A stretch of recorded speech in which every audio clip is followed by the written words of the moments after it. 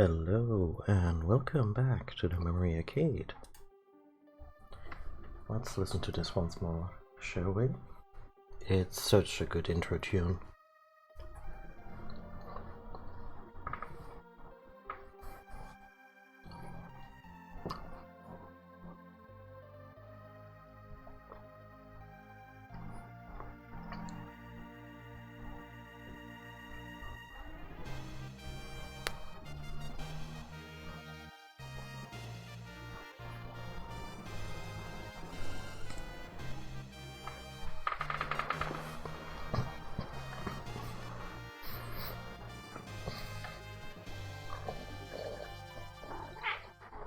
Oh, hi, cat. I foresaw your awakening long ago. In fact, I was pretty much convinced that this little shit disturber would wake up the moment I sat down to stream. Because she's been sleeping peacefully before that. Anyway, we're playing Terranigma. It's a great game.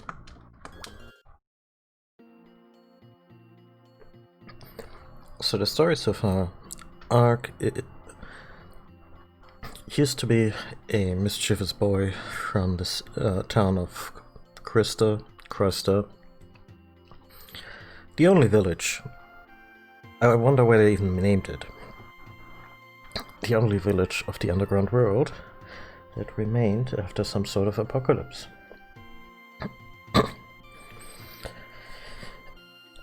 And yeah, he opens the forbidden door because that's what mischievous boys in these games do, and unleashes some kind of curse, which results in him having to resurrect the world. No biggie, right? In practice, this is mostly done by at first resurrecting the various continents, by completing some trials in very tutorial-esque towers, but okay. And now we've traveled to the surface world to find it barren, a barren wasteland. Like Mad Max didn't have anything on that.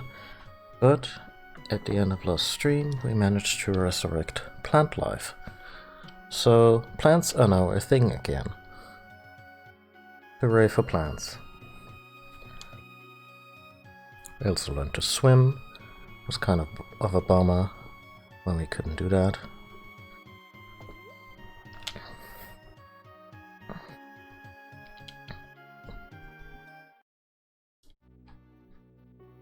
Oh, this looks so much better.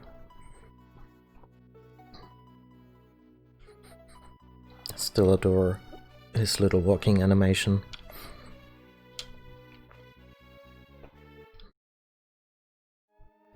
Oh, this place remains desolate.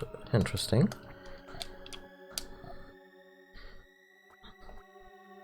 I suppose we can afford some extra magic, huh?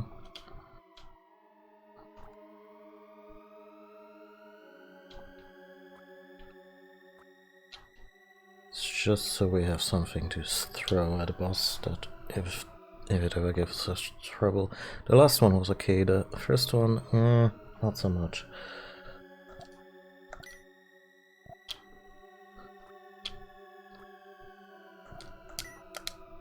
Okay.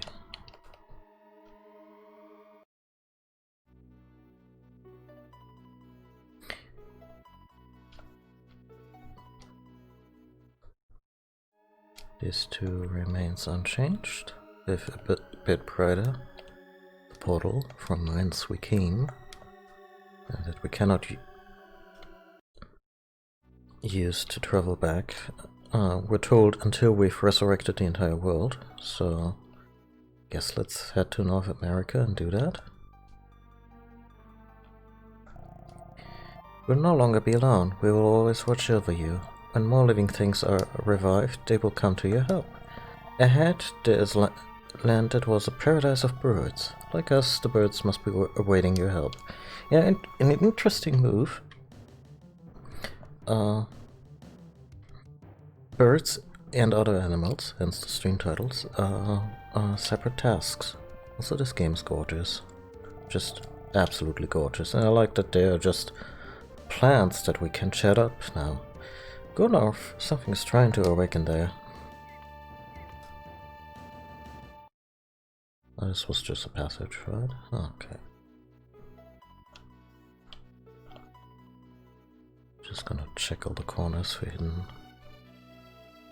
hidden stuff very quick. Okay, there's definitely something here. Made it to Colorado, that's something. But there's something here, there's something there.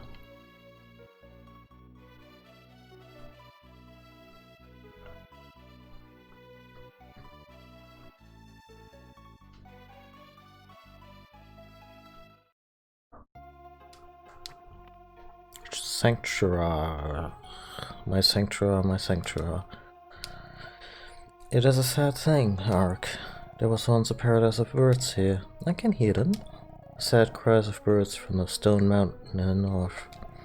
Somebody must have destroyed the source of life for birds, but I cannot do a thing except await their return.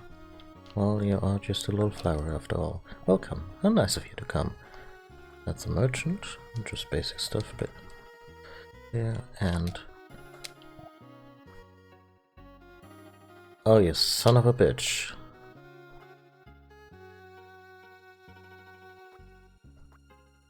Yeah, let's buy one of these for posterity.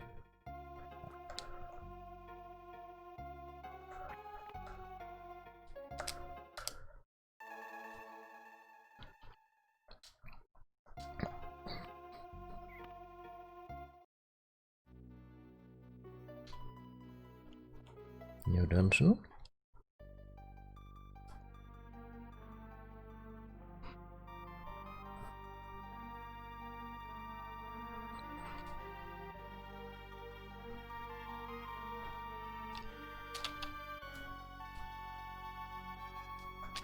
New dungeon. That's something I really like about this game. It gets from like story and action are very well paced. I think there are a few more like story sequences that I don't want to say drag, but you know, take their time later on. But at least in the first half of the game, the game runs at a decent clip in terms of the pacing, and I appreciate that.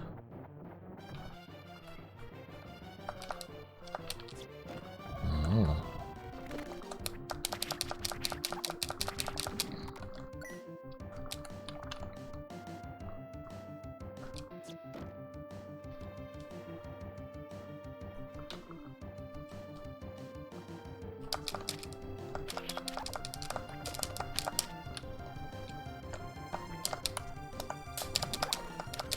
Okay, there are ways to hurt them. Okay. It's just a timing thing. Also, the jump attack is just really, really good because I believe it gives you a little bit of invulnerability. I can go here.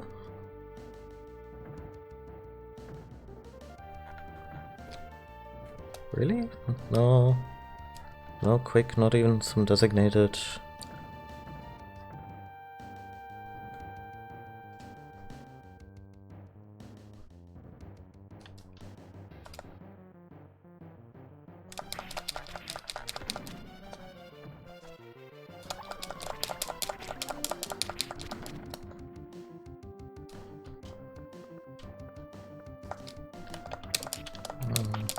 You don't appear to be the birds I'm looking for.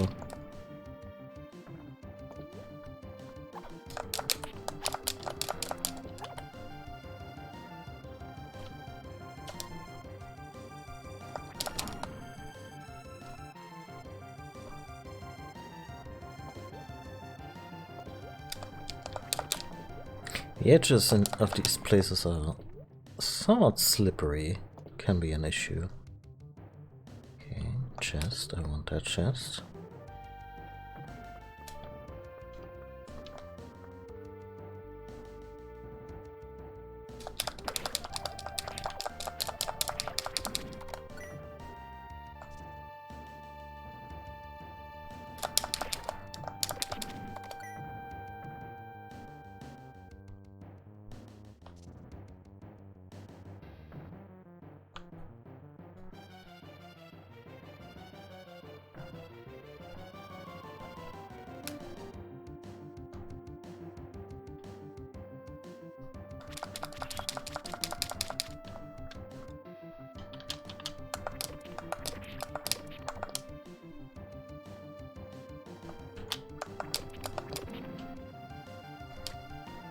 We need a certain item for this.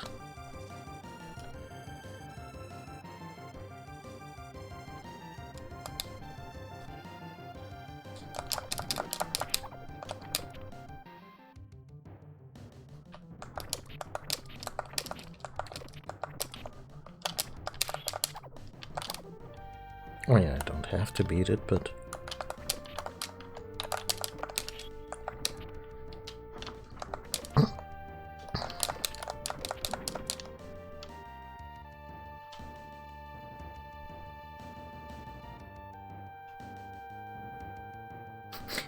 So I got told I was talking out of my ass by a person who thinks correlation means causation. I let pass this proof of future. How's your day been doing? Better. That much I can surmise. Quaker caused the tremor. Well, I guess we now know what Quakerism is all about. That is not actually what Quakerism is about. I'm actually not educated about this at all.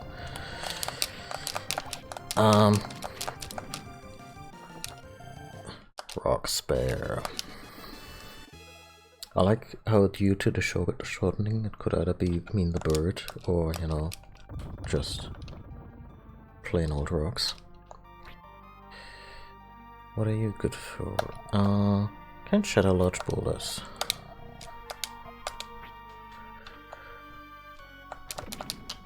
Neat.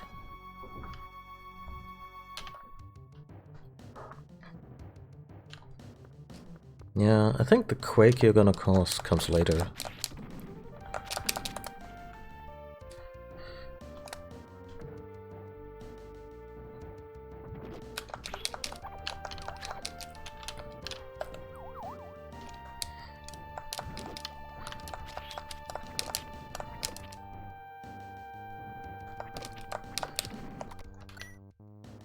Yeah. I can't say I'm terribly surprised by what you just described in chat, because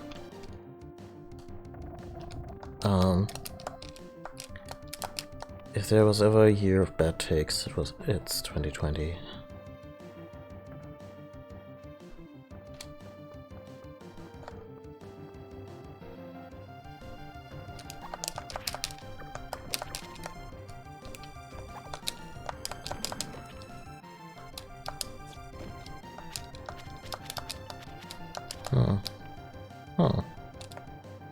I could just eat myself down there. And the game mocked me for it. Huh.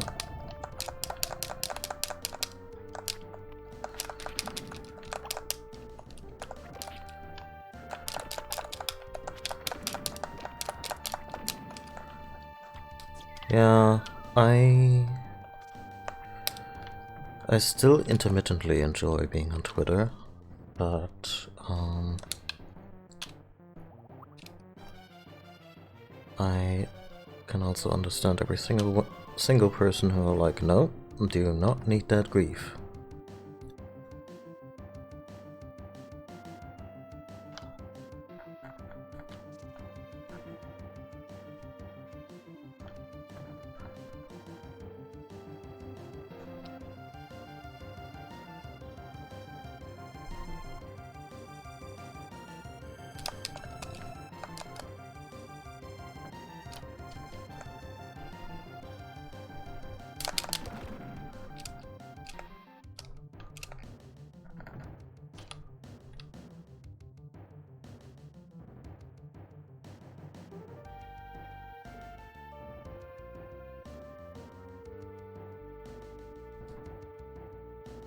Oh dear.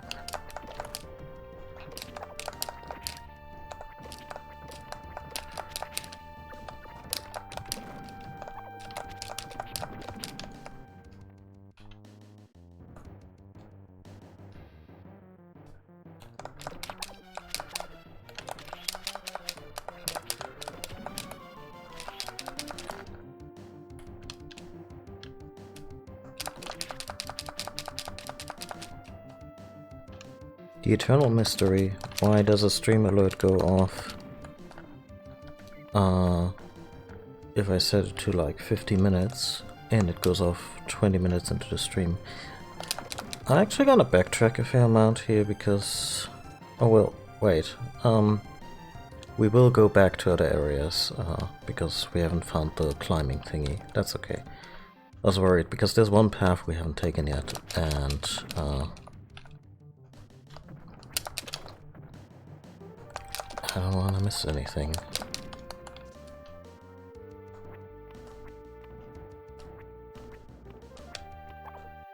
Yeah, that betrays some deeper issues, he said, reclining in his armchair. Okay, we got little Kung Fu armadillos, I wanna say.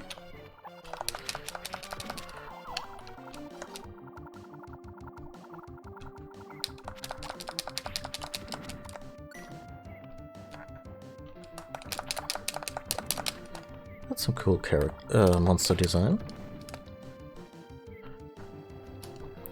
Hello, cactus. Wait, you don't talk? No? Okay.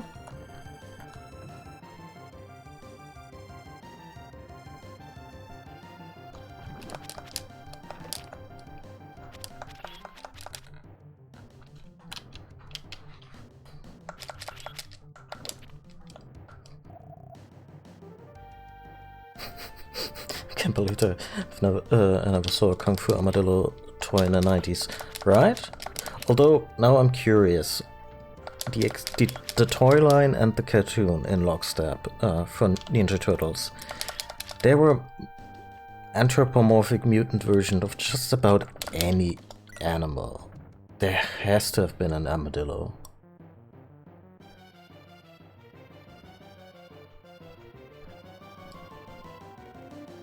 Oh, poop.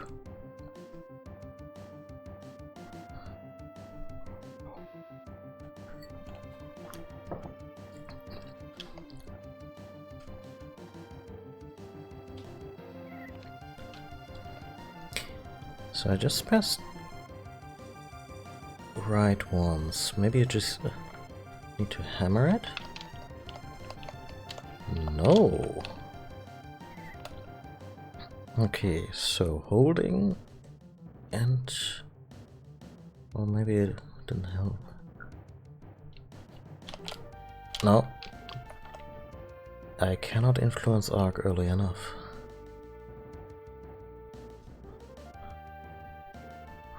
Oh, to the left we go then.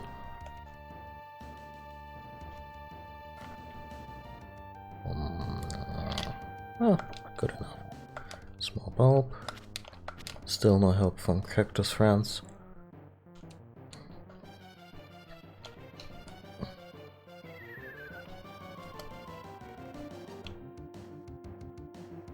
Have we been here before?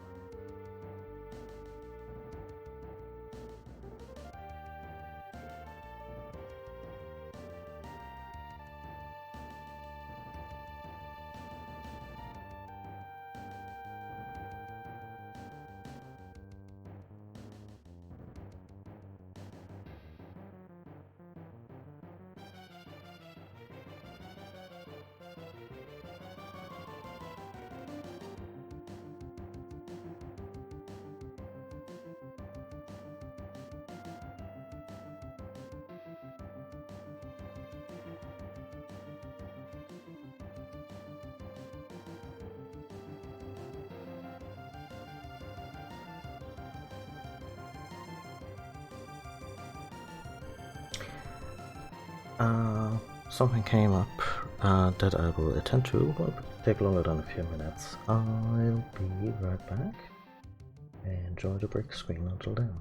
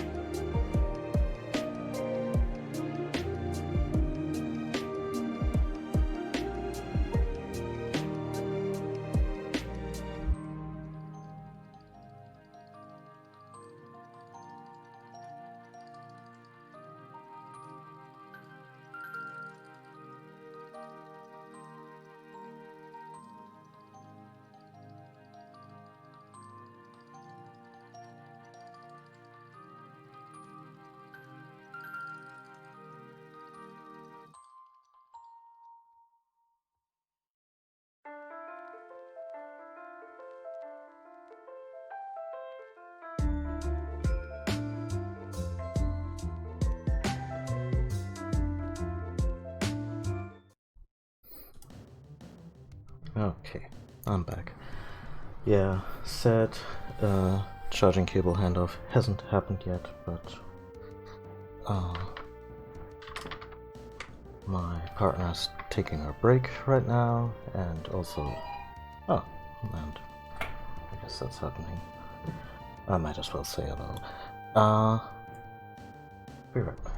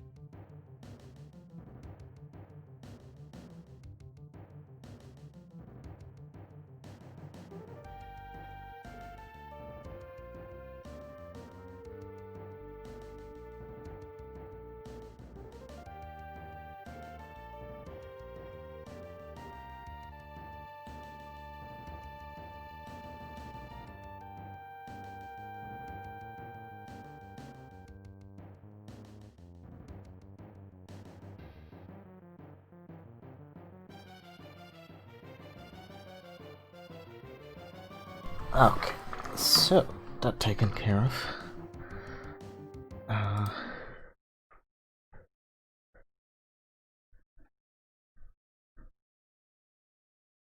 An Armadillo Club. I think. Oh shit! I remember that one. I may have had that. What set was that part from?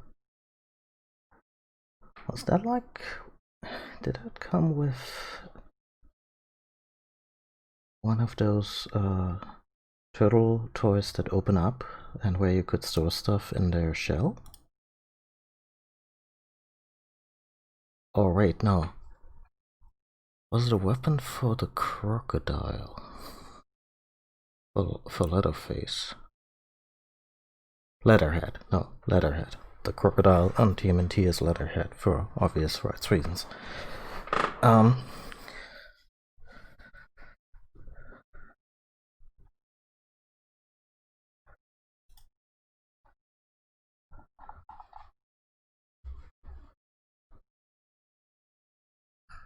Anyway, this is me just dimly trying to puzzle together based on the few TMNT toys I had as a kid.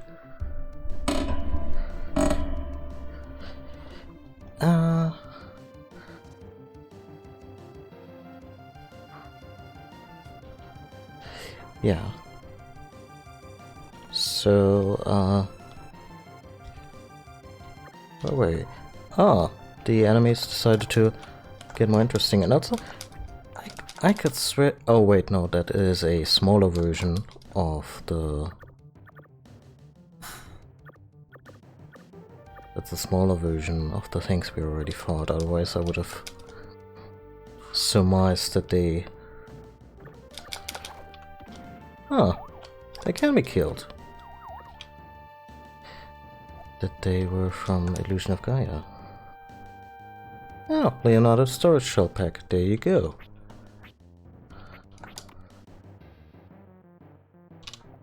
Yeah, I don't remember if I had all the storage shell.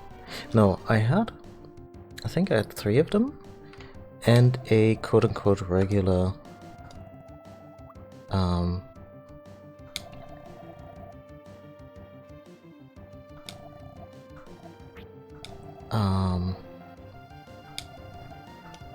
a quote-unquote regular Raphael. Although, looking back, I think I would have preferred to just have them all from the original 9, because I was always such a... maybe it doesn't speak for my creativity as a child, but I was always kind of an originalist when it came to action figures. Like, I remember having the And that's such a first world problem. Wow, I had these probably expensive action figures as a kid. And was still like, well, it's not exactly the one from the cartoon. Like I had the He-Man where the chest rotates internally to display a damaged chest plate. You know, kind of cool. But I was always like, oh, I guess I could never find the one with the classic crossguard. Also the fact that the Iron Cross is just part of the Masters of the Universe visual identity is kind of fucked up. Didn't think anything of it as a kid, but...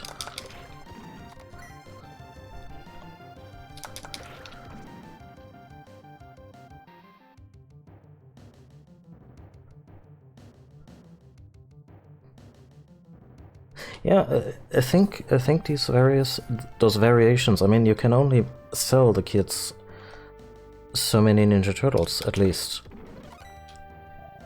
You would think, but then they came up with variations, so you had the open shell thingies, which, you know, they were kind of cool, but also the shells, eventually the hinges just weren't made for eternity, so...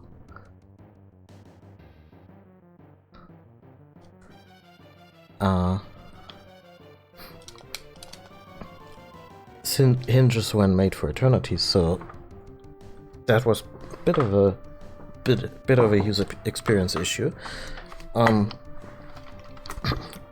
later on they had, like, I don't know, various themes where they would all just explore certain fantasy stuff. So Leonardo, of course, had a samurai armor, and Michelangelo was a surfer.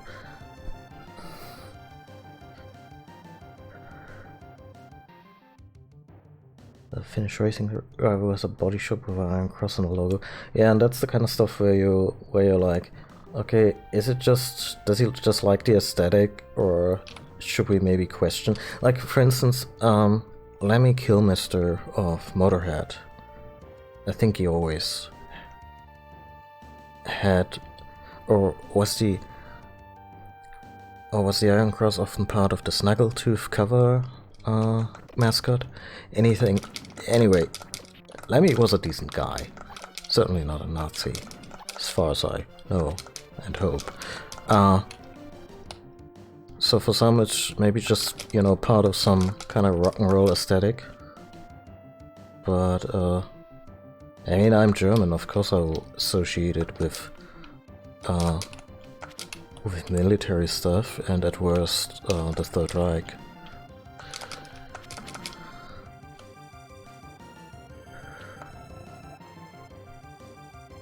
Something flashed in Periton's nest. Arc obtained. Shop class. Got a climbing gear.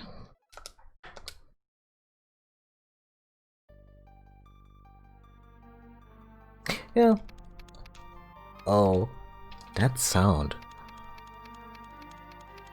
That sound is very specific. So, like they could have just made a box standard climbing animation for our boy. Oh. We learn.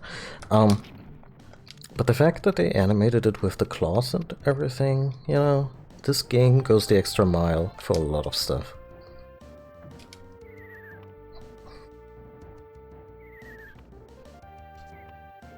Yeah.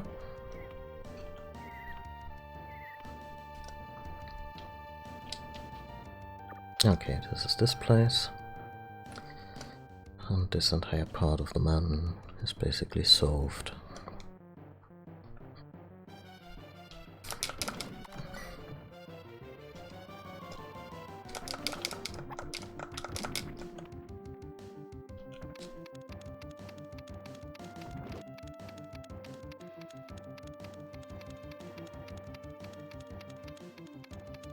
Game, please don't make us hear that sound in like a Snake Eater scenario where it just basically never ends. Just don't. Okay, we've been here before.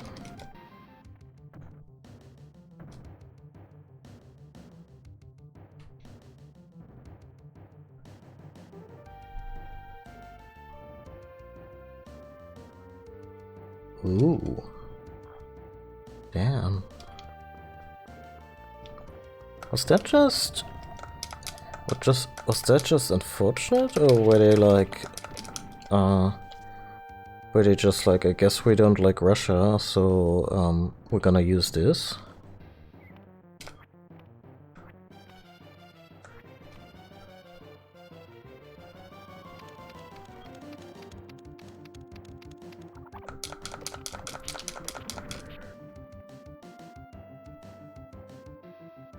Oh, okay, so it actually predates German Nazism. Okay, yeah.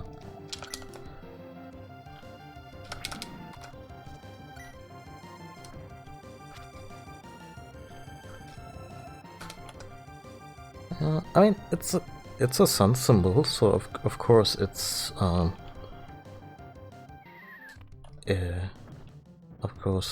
usage is.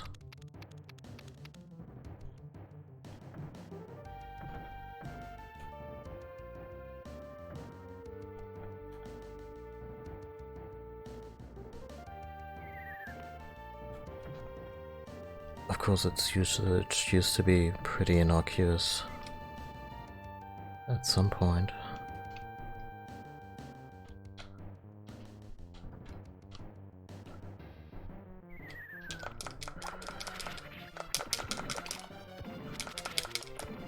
I feel like Sonic whenever I engage in a fight here.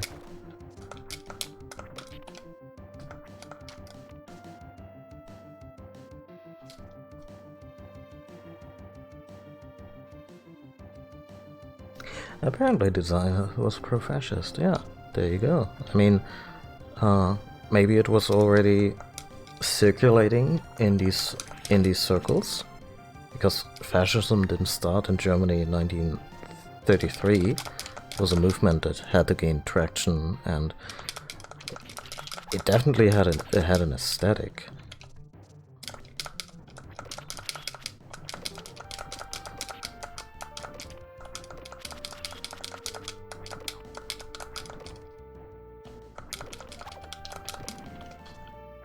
Yeah, yeah. A life potion. Wait, we have a couple of those, don't we?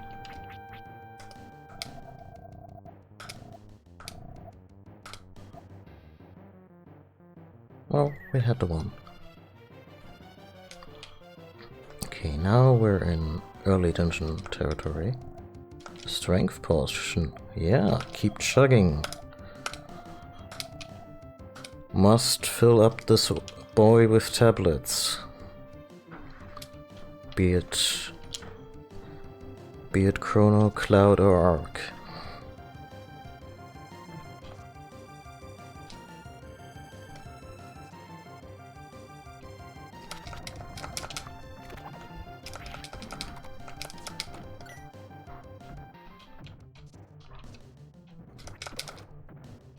Oh, yeah, no, this one was just for pushing.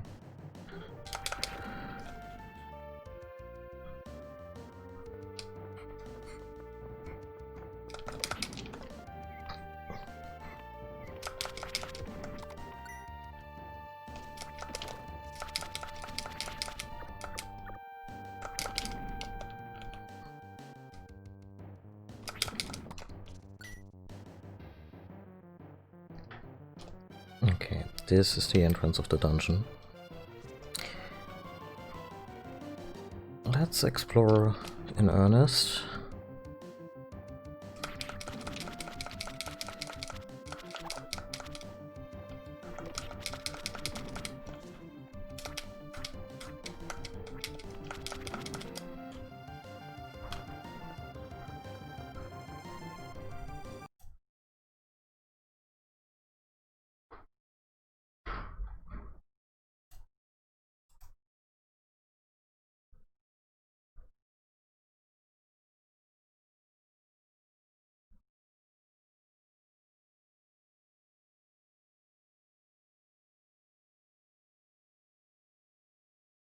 Oh, actually took me a while to see it, because it's kind of a negative space situation. Yeah, it's subtle, but I mean, the obvious question is, do they need to use a symbol that has these kind of associations to celebrate what they want to celebrate? And the answer should probably be a very resounding no.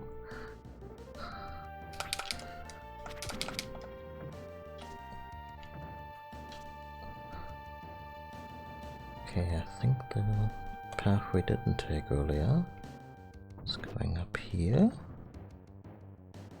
Going up here. And it was that potion. Okay.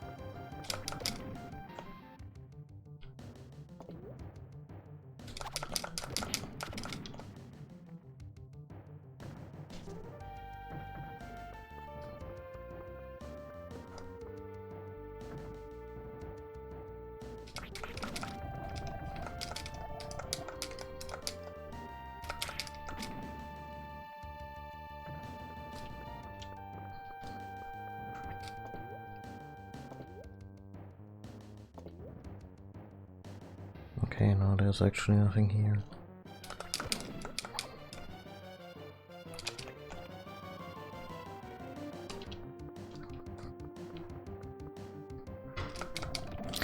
I'm trying to be rather thorough on the dungeons because A, extra experience, never a bad thing. But also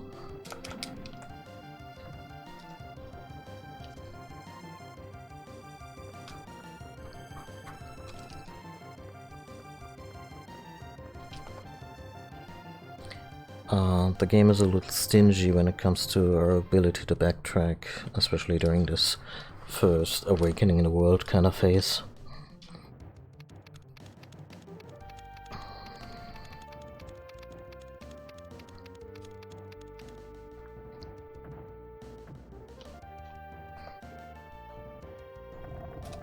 Oh, we've absolutely been here.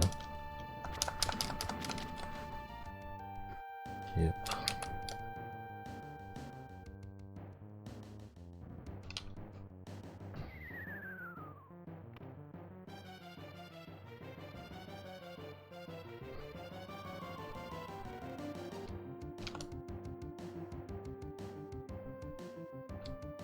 This is where we got the claws.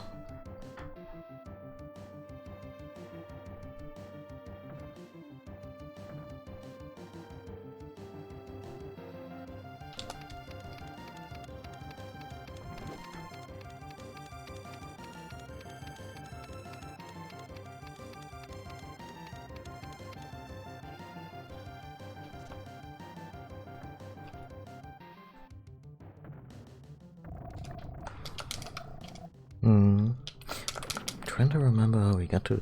Oh, where the whole how, for some reason, the Iron Cross is part of the original design of He-Man. Yeah, I'm curious about the Kevin Smith thingy.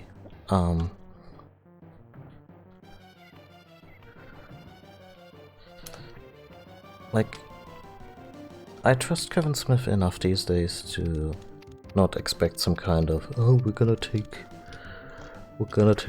most of the universe back for the fans, you know, from a perspective of people who maybe didn't like the She-Ra reboot, and probably didn't like the She-Ra reboot because they're assholes, and, you know, that whole chestnut.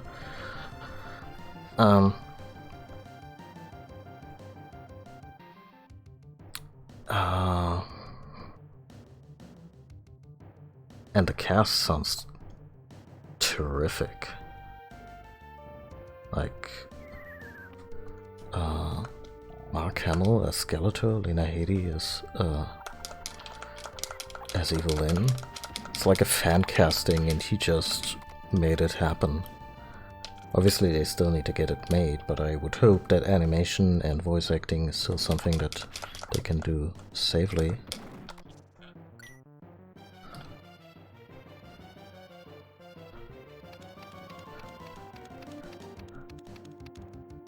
Ah, just dead ends, huh?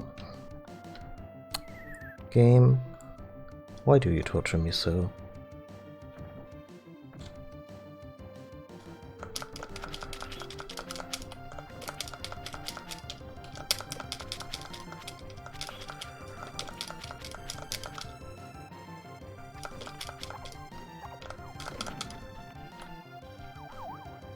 You know, they could just re-award them a new medal, make a little ceremony out of it,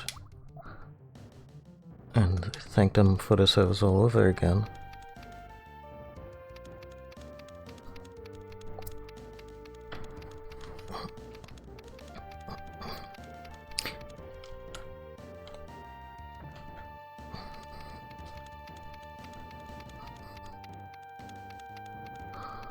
Still in a dream.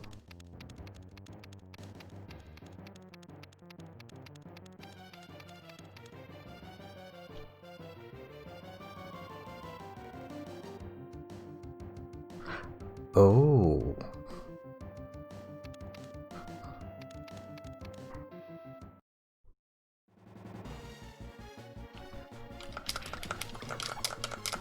Okay, so in order to resurrect birds, we need to resurrect a bird who's an asshole. I guess maybe they monopolized all of birddom.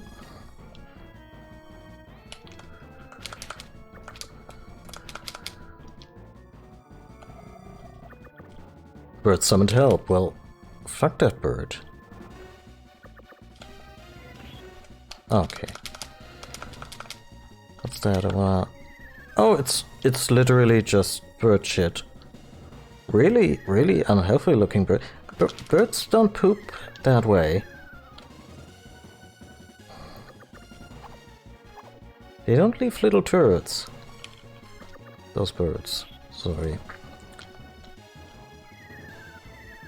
Okay, now I remember what the magic system in this game is good for. I alluded to this last time. The magic system in this game is deeply underdeveloped. But,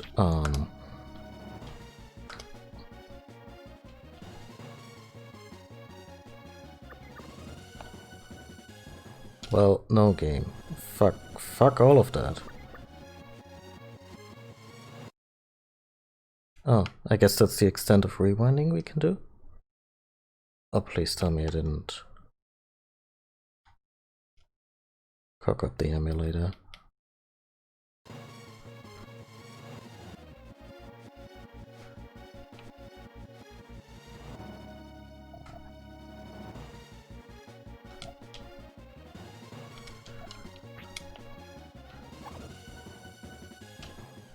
Let's try this again. Like, I'm not spending a finite resources like magic rocks on. Well, I guess you should have stood the other way. What the fuck? I was facing up.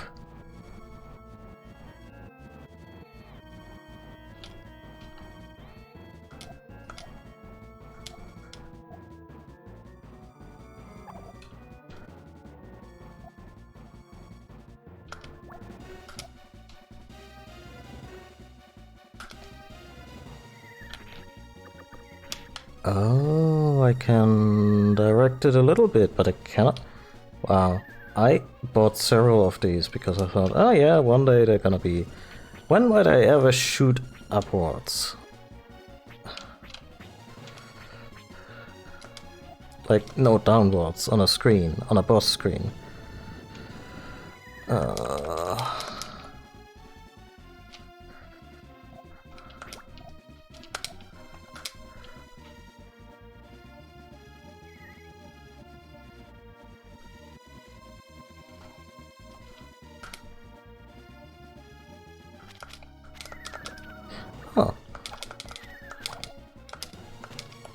now I have temporary lightning projectiles. Okay, that's useful. That's useful.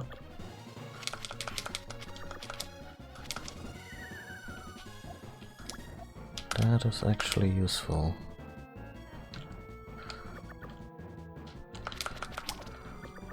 Even though it does fuck all for damage. Yeah, did I mention that the magic system in this game is completely fucked?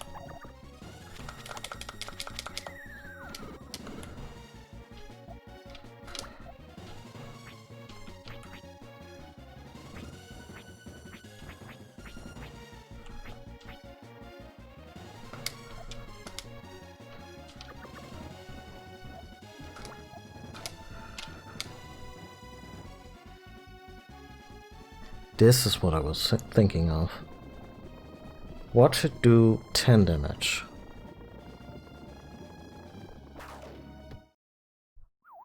$14. Fine, I'll take it. And we leveled up. Defeated Dark Twins.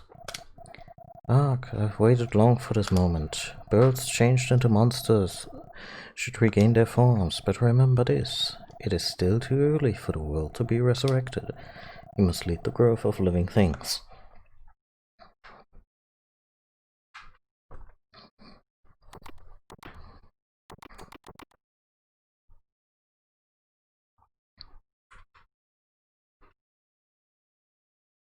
Is that a bald eagle that just took flight, fully formed?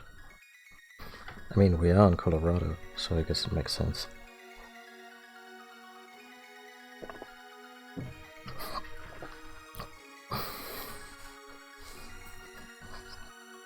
Yeah. No, you're right. A lot of magic systems were just completely fucked. I need a bathroom break. I'll be right back.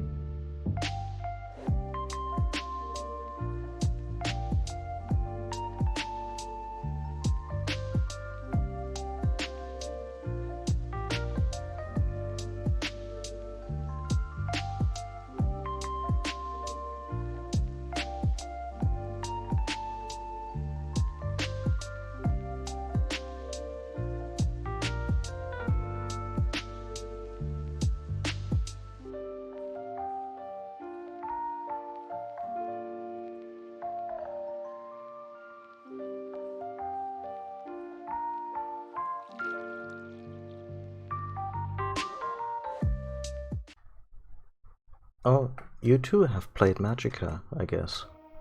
I mean, being overly hectic is, I guess, part of the charm of Magicka. But boy, that game is buggy. One game that did these things that I quite enjoyed was Eternal Darkness.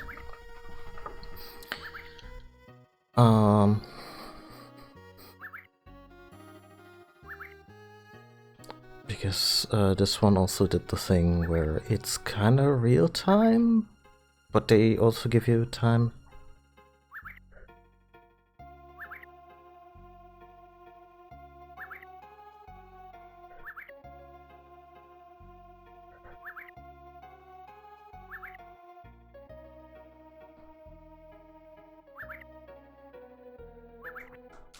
No, I wasn't saying that that you were referring to Eternal Darkness, but Eternal Darkness also had this whole build your own spell out of runes magic system, and this one had the benefit that you could pause.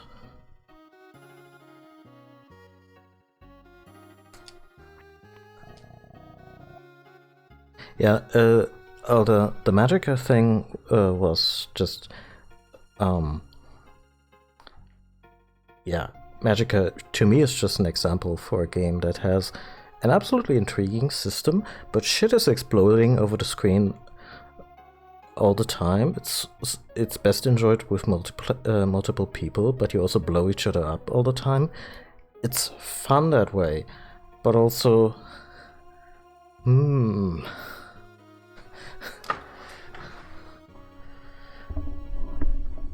it's a particular kind of fun. Yeah, but Eternal Darkness was nice because it was never hectic. The entire system was built around taking your time. Like, you could feel, and the pressure came from your dwindling resources until you learned how to break the magic system. There we go again. Oh, I wish I could spread my wings and fly in the wide open skies, but the signal from Wind Whale to fly hasn't come yet. Okay, so you need permission? Welcome to our paradise. We are honored by your presence. Birds sense the seasons by the wind and migrate to new lands. But this year there hasn't been no wind at all. We're gonna have to awaken the wind, don't we?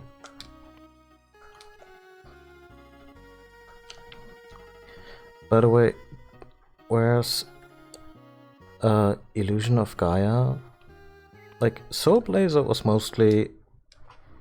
felt mostly, you know, emotionally inconsequential, except for a story arc later into the game where you were like, oh wow, this got real fast.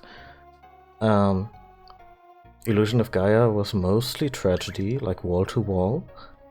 And this game has such a nice, like, there's some serious and dark stuff in this game, but it's also cushioned between situations where you've just resurrected the birds of the world and they're really grateful, and it's just kinda neat.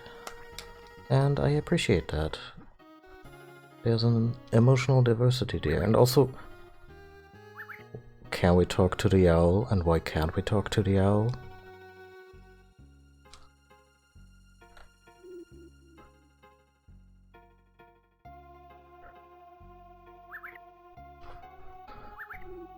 It says Ninja Armadillo JPEG and I'm already on board.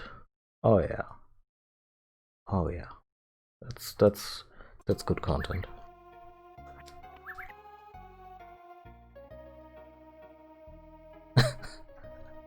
I've never seen that animation. Well, at least not in this playthrough. Stuff like this. Okay, we cannot drop down to talk to the owl. This place is fine, I guess. Didn't there used to be a save point?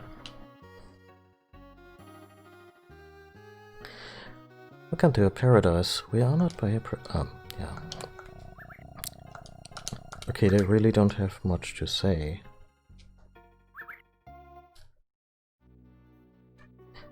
Is the whole here's a little shop, and did that go away? I mean, I don't super need it to be there.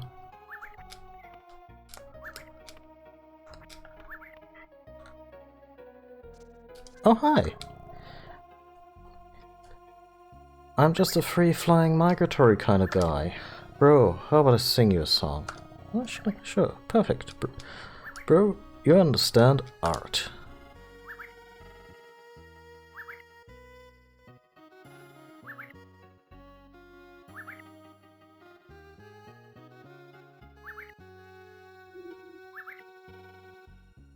I think that's a practical joke by way of the developers, because when the flower asked if she could sing us a song, it just became a different tune, and it was rather lovely. And here he's just butchering the tune we're currently listening to. And that joke's on us. Okay, we obviously need to go somewhere and Awaken the Wind, because I guess that's just something we do. There are no save points on the world map, that's rather concerning. There was also no save point.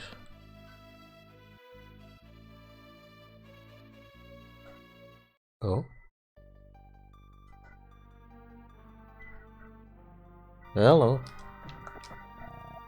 Found a secret.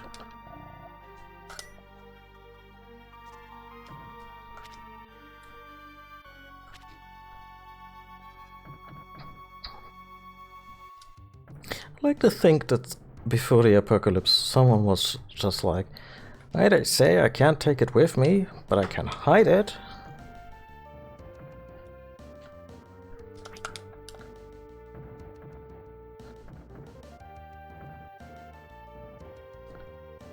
Good thing currency never changed.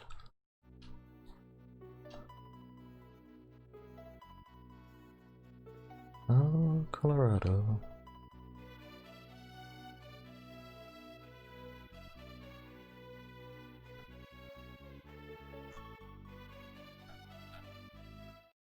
That's just the same balloon.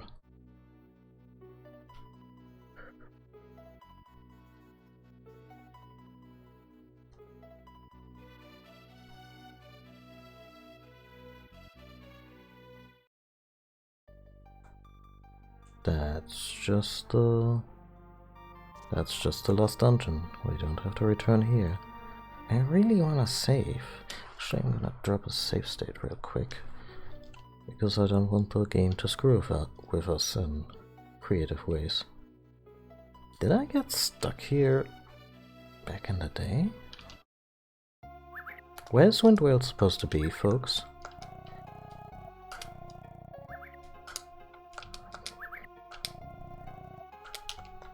Guys, directions, you're birds, you're supposed to be good at that.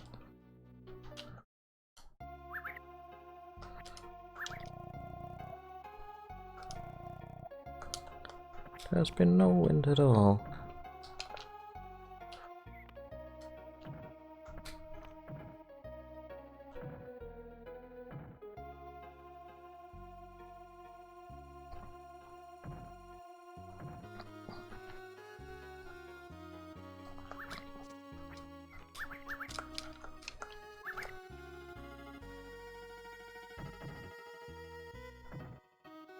To me, it's kind of wild that I'm a lifelong, unapologetic... Oh! What a thing to miss. TMNT fan. And I haven't watched the current show yet, at all. I think it may already be over again? I don't know. Like, they did obviously the classic cartoon of the 80s, then they did the very good 2003 cartoon that was still 2D animation, then the surprisingly good 3D animation that had some really inspired stuff, and also was the first made-for-TV CG animated show where I was like, yeah, it still has some rough edges, but they're doing good stuff with light and shadows here, so, and characters emoting. Plus they did a balls to the walls horrifying parody of The Thing in a kids show, so that always that stuff always impresses me. Like there's gonna be a kid in 20 years who at that point in an adult who will just have these half-remembered images in their head from that particular episode, and like I hope it won't haunt them in a genuine horrifying way, but more like, yeah, that was some shit. Like the way the owl in Secret of Nim scared me as a kid. Anyway, and yeah, apparently after the CG thing ended, which I still haven't finished, they made another 2D animated one, and I don't know if it's any good.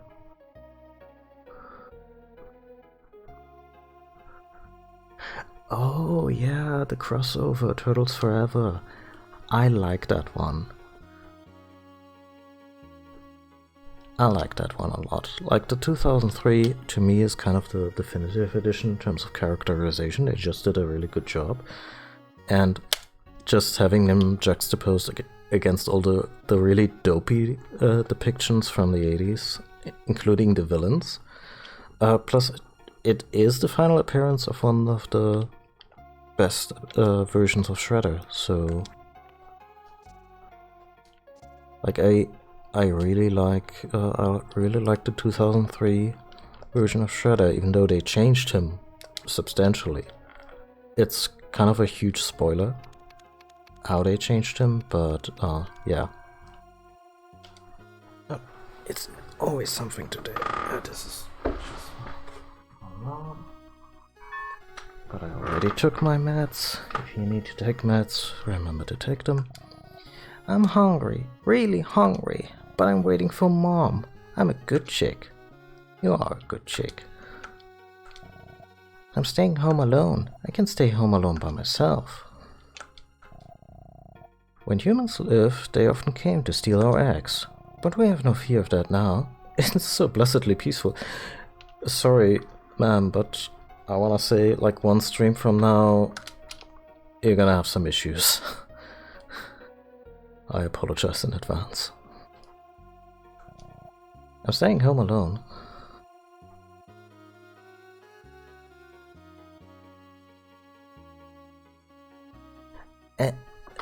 I think there's supposed to be bird claws. Like talents. I'm staying home alone. I can stay home. Oh yeah. Also, I just love these. I think they're supposed to be seagulls, but they also have like a little knapsack on their back. It's just a very good design. We migrators fly to continents with guidance from the wind. But the wind hasn't beckoned us yet. I'm disappointed. I think with them, except the guy who called us bro, I think I wanna go with like a very orderly outfit.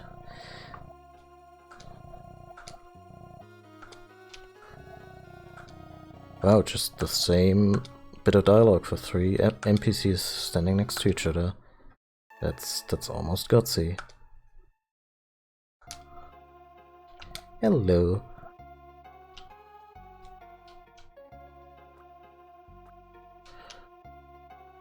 It should really tell us what we're currently packing. Let's just take 5 small. And actually, why would I?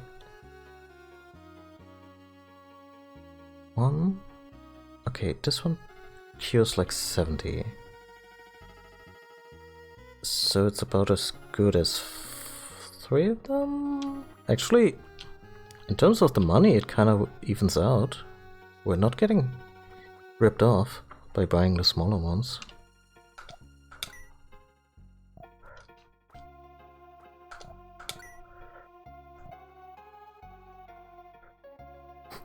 I'm disappointed with you, Wind. Should have sent it to the Marx Brothers. It's one of my all-time favorite quotes from any movie. This looks pretty... Oh damn. Hello there. Indeed, I'm the king. Wait. I just did a Connery. Maybe I should do a Connery here. Can I do a Connery? Indeed, I'm the king of king birds. You returned us to our original forms. I thank you sincerely. It's good everything is back to the way it was. I wish I could say that, but it isn't true. Close by, there's a cavern called Windvale. Wind from it in the spring tells us that we must fly to new lands. But this year, the wind has not blown. We're concerned. Concerned and disappointed.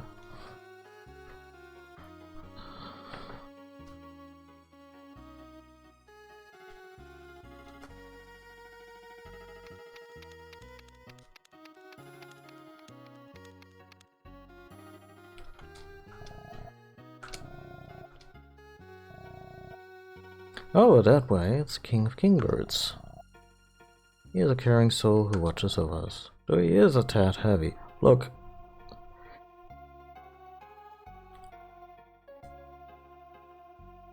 I mean, I could make fun of them making a fat joke, but the joke's kinda on them or on the people who localized it, because if we look at Eastern culture, or a lot of cultures really, being heavy set is usually a sign,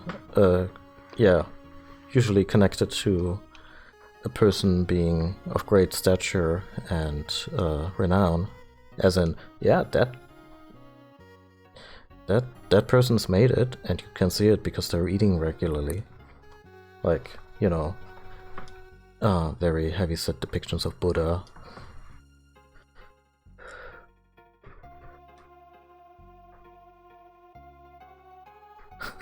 It's called a veil, but it's a cavern. What kind of careless naming conventions are they running by? I would hope it's a cavern that leads into a veil. Yeah, the thinnest good thing is really no.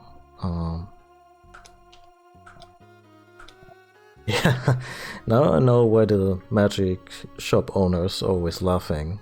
Not because they are... Okay, so the fire ring was hot garbage. I'm gonna take another pyro ring. They're laughing at us though, not with us.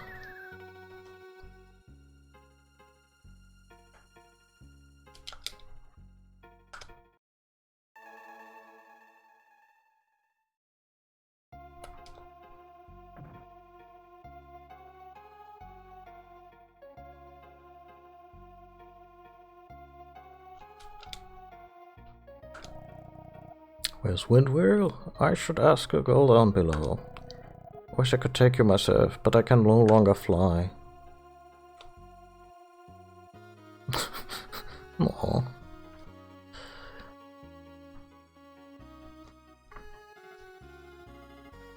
And that's a recurring thing, like, Big Chocobo, and some translations Fat Chocobo.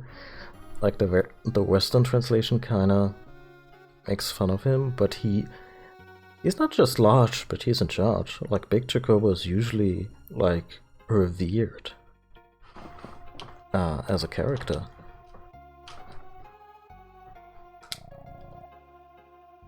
Pardon me, do you want to go to Windwhale? No problem, I'll take you. It's just a quick flight.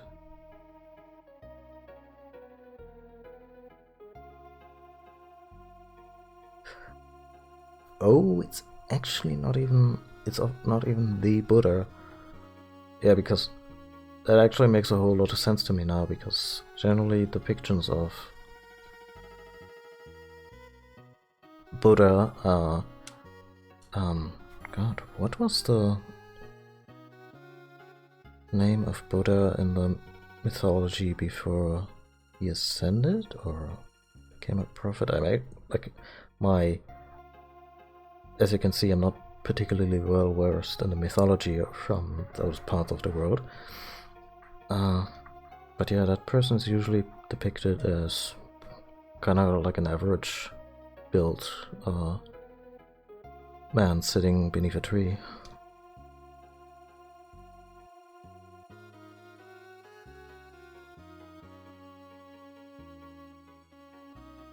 Oh. Yeah, no. Because to me there was always, like...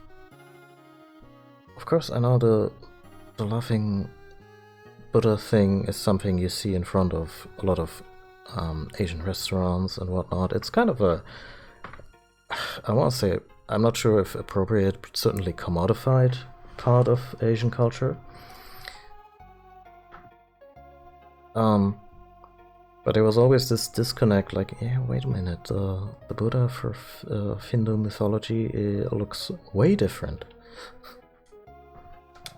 How do these things go together? And now I know. Thank you.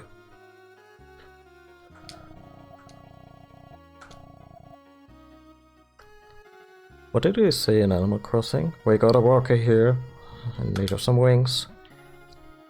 Windvale? Sounds exciting. Will you take me? Sure thing. We'll leave now. Siddhartha. Yeah.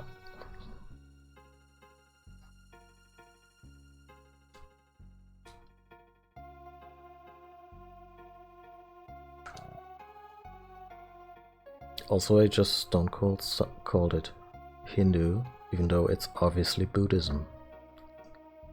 I apologize.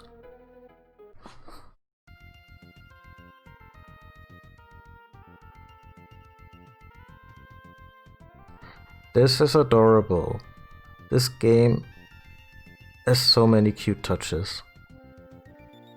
Also, I like that he takes a few turns to get to the place, also hinting at a greater part of the map, just so that the whole experience of flying and that little cute arc in a bundle and the music get to breathe a little. It's really good direction.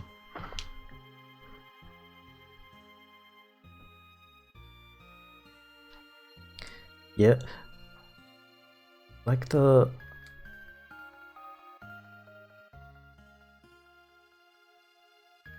that sentence alone, violence in the name of Buddhism, is like something that even with a casual understanding of the philosophy, you're like, what? I mean, the same could be said about, probably all three Abrahamic religions.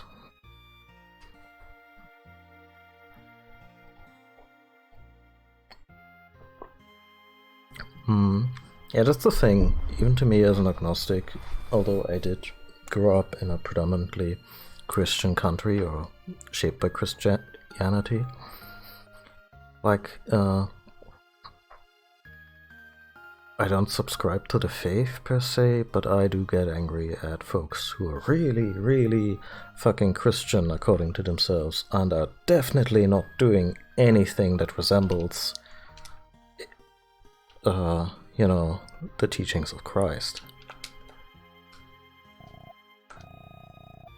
This is Windwhale. In the spring, a refreshing wind flows out from here. On that cue, we leave to fly all over the world. I'll wait here. Ark, please go on.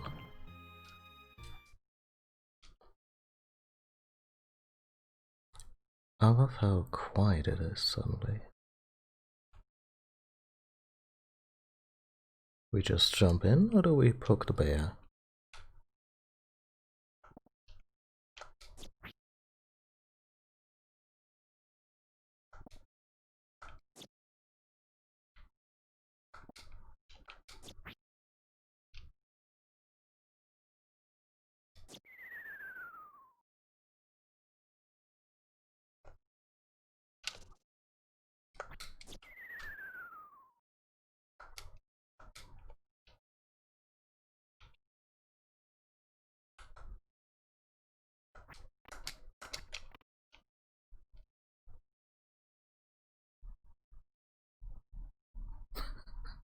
Hi, DC Junkie.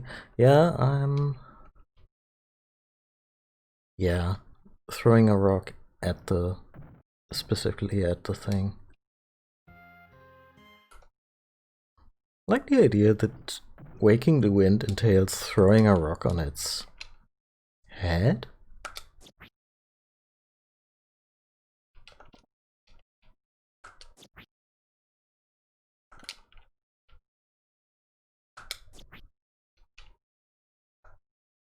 A deep voice whispers in Ark's ear. I'm not sure if I just stood in the right place or if the rocks did it. Who is arousing me from my sleep? What? I hear the calling of birds. I sense a fragrance of spring. I understand. The long, harsh winter is over. I know not who you might be, but I thank you for waking me. I shall get to work immediately.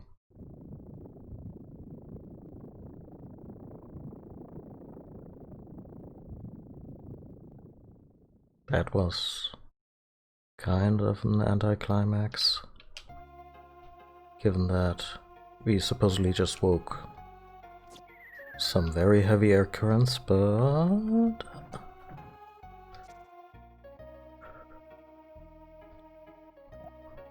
Wow, Ark, I could tell right away, the wind is back. We've got to get it going. Let's go tell the king right now.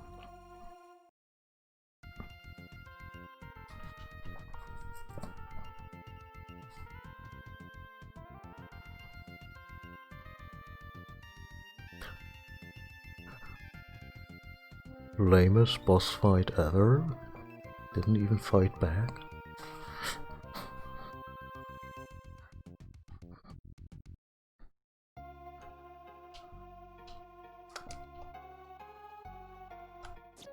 Not throwing the rock at the chick.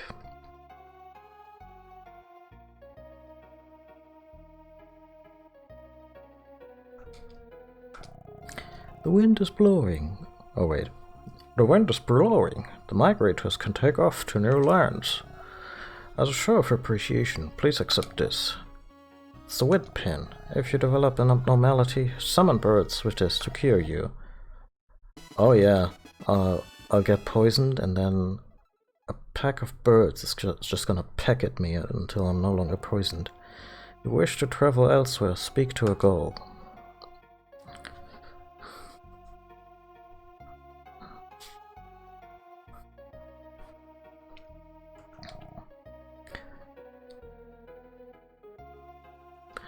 Thanks for everything. I'm thinking of going to a new continent with the wind. What do you say, Ark? I'll take you anywhere you want. I'm thinking of going to Safarium, the paradise of animals.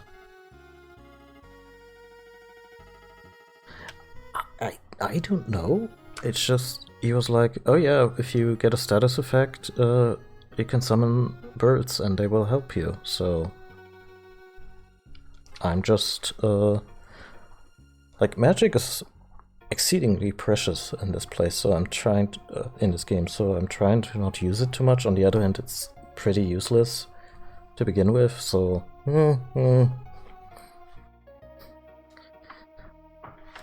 I think the next time we catch a status effect, I'm just gonna see what happens. I shouldn't treat this like Final Fantasy, where I have like 50 elixirs in at a final boss fight.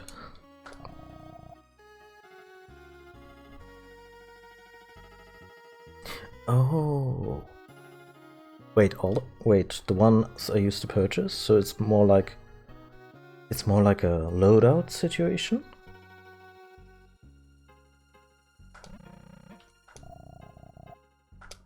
So I'm actually just expanding my Magirock capacity.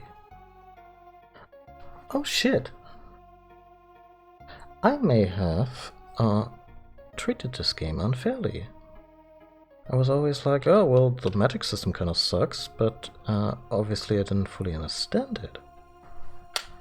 Well, you still have to pay for the privilege of buying new rings, but money is kind of infinite. Yeah, that is a neat mechanic. Thank you. Oh yeah, I'm flying to a small temperate island called Kamijo. Wanna go? Is that one of the islands we... Okay, Safarium is obviously the next big station. He can take us to Windvale, which we don't need right now.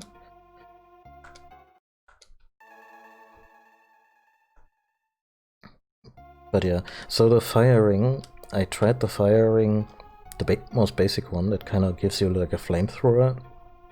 For some reason you always face downwards on the screen. I tried that on the bird boss and it was hot garbage to use it that way. But I may just use those up during the next dungeon and then get a bunch of pyro rings, because those babies really sing. At least that's a screen nuke, at least.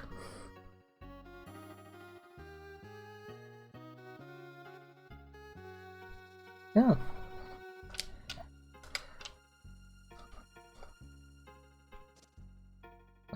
I'm really glad you pointed it out, because I may have missed that, and now I actually get to do a bunch of stuff with it, because I love games that let you customize your approach, like Final Fantasy V in terms of the systems. Might be one of my favorite Final Fantasies ever. Okay, let's go to the island.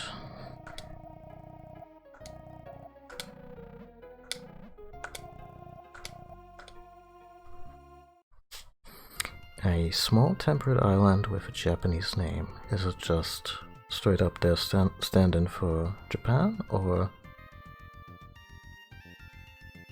A.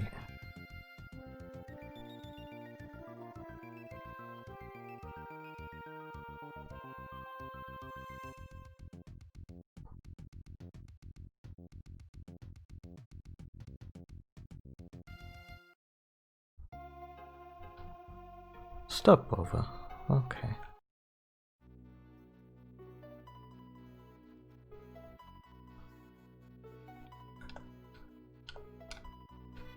I like how there's nothing here yet, but there probably will be. Well, let's check every square, just to make sure. Yeah, we'll come back to Old Nippon.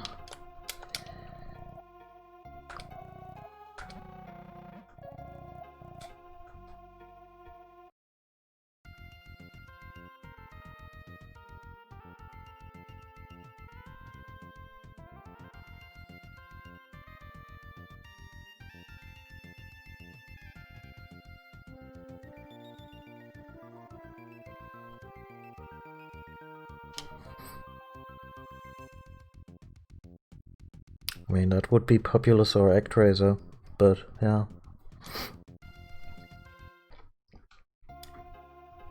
I should play ActRaiser sometime. It's not a super great game, like it's... If your ActRaiser is the kind of game that should have come out like maybe 2 or 3 years later than it did. It's an early Super Nintendo game, and that kind of hurts it, like, because a lot of ActRaiser is really undercooked.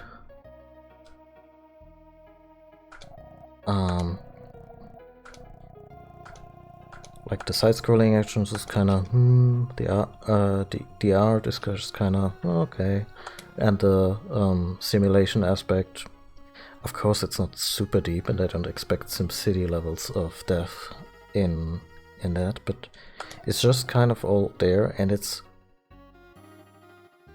yeah, and like the second ActRaiser, I believe, does completely away with the simulation aspect, but also isn't such a great side-scrolling action game. But the artwork has improved tremendously. Like that absolutely ripped Frazetta angel that you control in ActRaiser 2. Like, give me a mashup of various things that could have flown into this franchise, and yeah.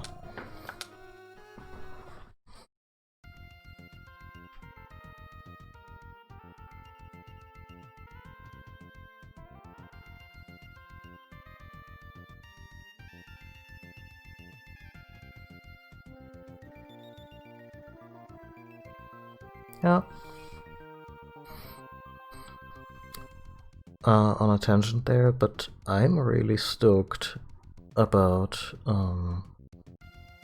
Darkest Dungeon 2, because it's supposedly gonna be a loose adaptation of At the Mountains of Madness. Always a good starting point if you're into Lovecraftian horror. And the idea is that you don't really have a village this time, but a series of base camps on your expedition through the mountains. So I'm really curious how that is gonna work, because in terms of resources, new recruits, what the conceit is gonna be there. Because Darkest Dungeon, really the only safety this place gives you is infinite recruits, and the fact that your camp or your village is relatively safe. And the idea of maybe making that a little more dicey could be a lot of fun. What happened here, Ark? There used to be countless animals here. This was a happening place. The simple rhino Simon. Wow. Look. Don't call Simon simple. He's just, he's lost in thought a lot. Gamaski the slow turtle. And turtle they call Neo the Lion King. I think Neo just had a baby. What happened to them all? No one cares about art no more.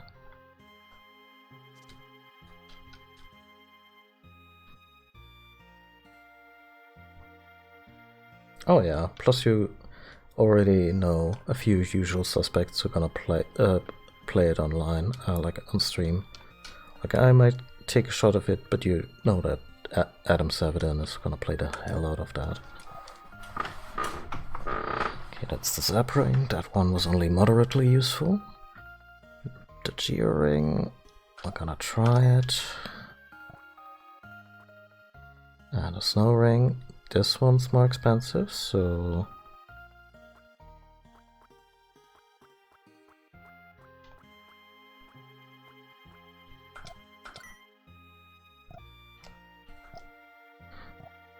Brother, have I got a deal for you? Well, we just went... Oh, hold up. Stardew. From the valley, huh?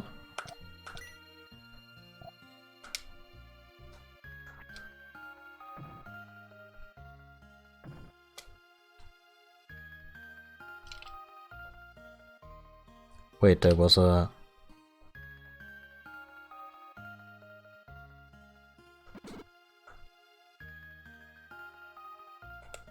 Oh, okay, it's... There is no crouch mechanic, I just tapped the interact button. I was like, wait. Could I have gone prone? Are there combat maneuvers I never used?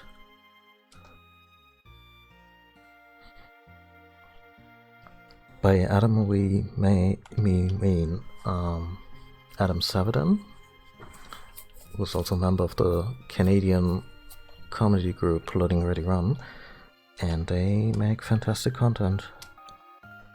And he specifically did a torchless Blood Moon run of the first Darkest Dungeon, and that was, well, it was kind of a thing where you, like, weeks and weeks and weeks later, you check Twitch and you're like, oh, Adam's still doing the torchless Blood Moon run. It took some doing. I think I was actually online when he, I think I was actually in chat when he finally beat it.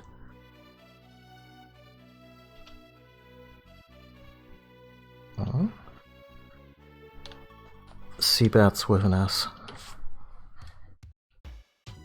Zooey. Okay, this is the next dungeon. That's gonna be cool and all. Let's explore Canyon. Ominous. The canyon will be a real challenge for mere survival. If you value your life, turn and depart now, boy. I mean... Again... From here, land only for fiends. It's the best that you stay clear. Look.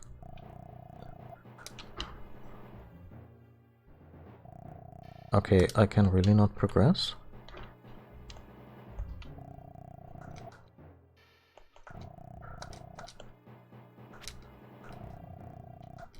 Okay. Thought this was maybe an optional challenge thing we can already participate in.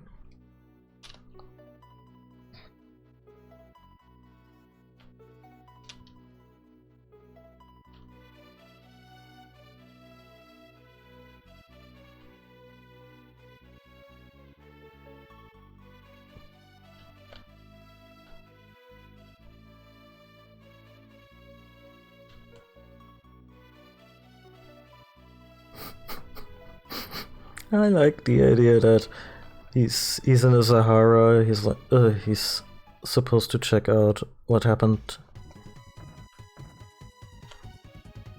He's supposed to check out what's happened to the animals, and just on a lark he travels through Arabia all the way to the Indus.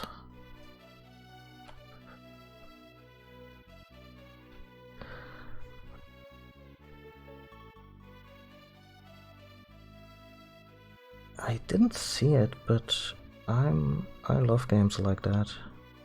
Like back in the day, it seemed like they would come out with a new contender for the throne of, say, SimCity or Civilization, like every year, and it's kind of I don't want to say it's a dying genre, it's obviously still doing well, but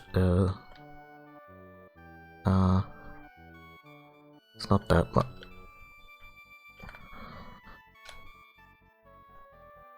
Oh yeah, I'll copy that one over. If it will let me copy.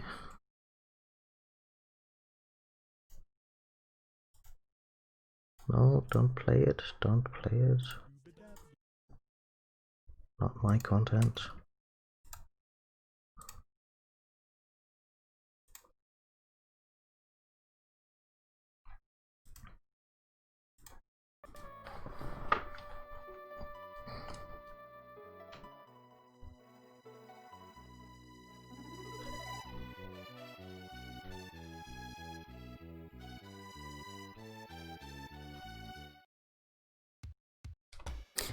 Anyway, let's get stung by mosquitoes immediately. That's great. Exploding mosquitoes, not to be outdone.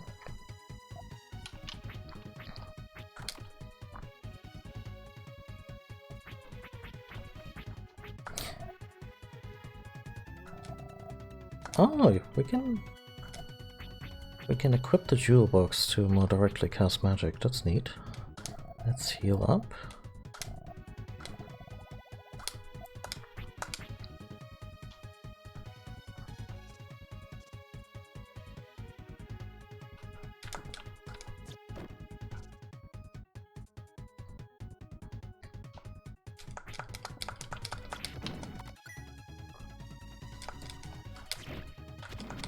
Maybe that's something I should do a feature on. Like game design ideas that are kinda... wow, now... Okay, I'm glad that we have better access to our magic, but now I'm just... like, treasure chest, treasure chest. Ah shit, it's just my overlay. Treasure chest. Maybe I should do like a... Storm clouds blot out the sun. Neat.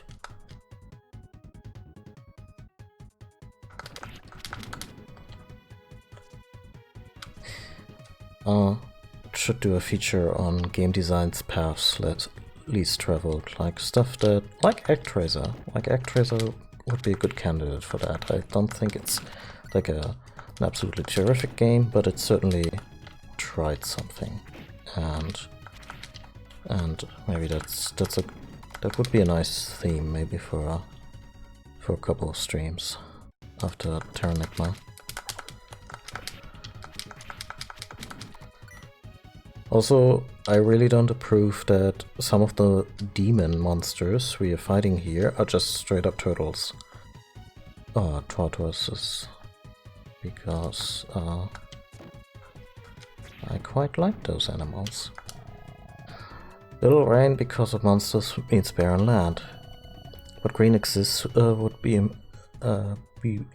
but mere specks in grasslands of the past. Natives made altars for holding rain ceremonies.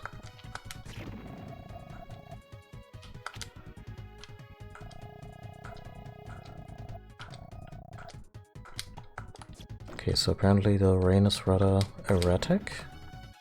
That's what we're to take from this.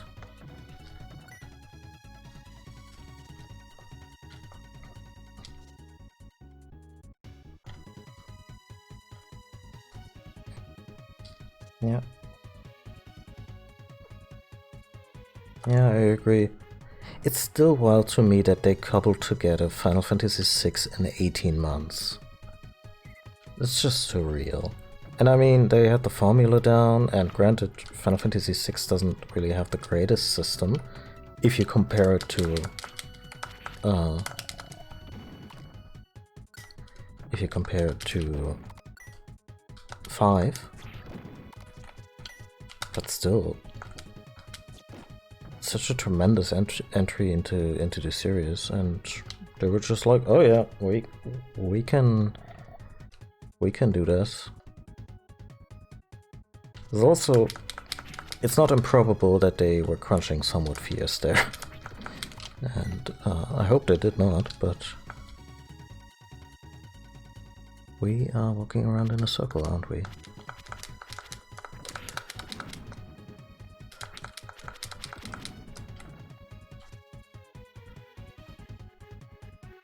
Yeah, and I wasn't on my guard because I met this piranha plant earlier into the game. Oh, it's okay. So I guess it's called the Dangan here.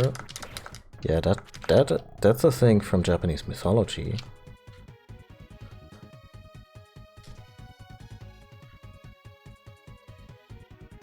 Oh yeah, they probably did.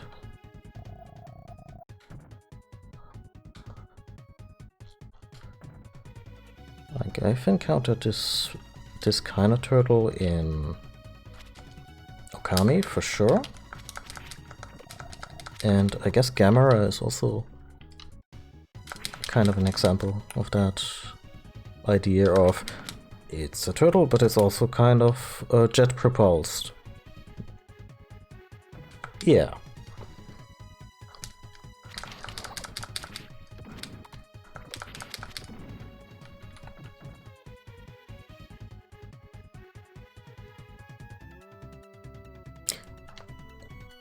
Like under 10 hours per workday?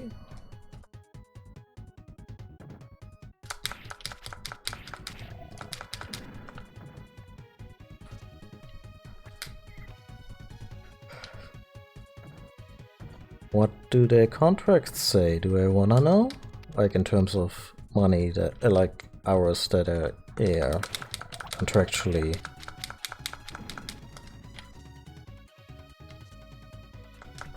Yeah, to impress the superiors, yeah.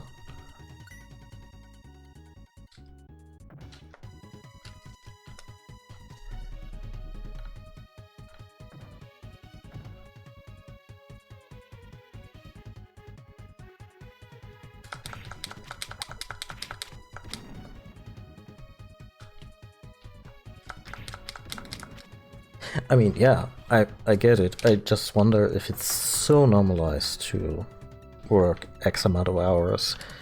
I wonder if the contract also says, oh yeah, no, we do 50-hour weeks here. Like, do they at least get paid?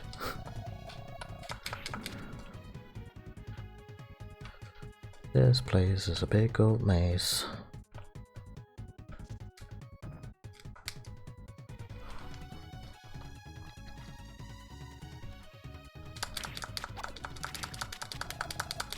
I'm enjoying my time here, but I wish the enemies would put up a little more of a fight. Oh hi. 4 shaman controlled the weather at each rainfall altar. Okay. Did I just wake one? That toad just blew us to Kingdom Come.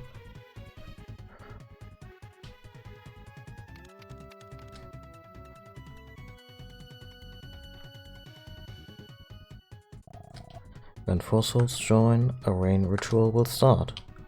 Ark, please save our people. Terrific artwork, by the way. Wait a minute.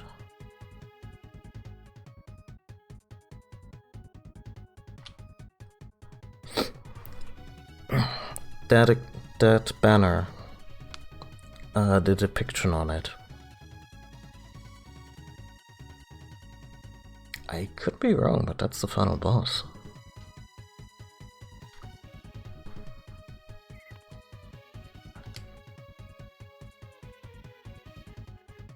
Or the light side counterpart.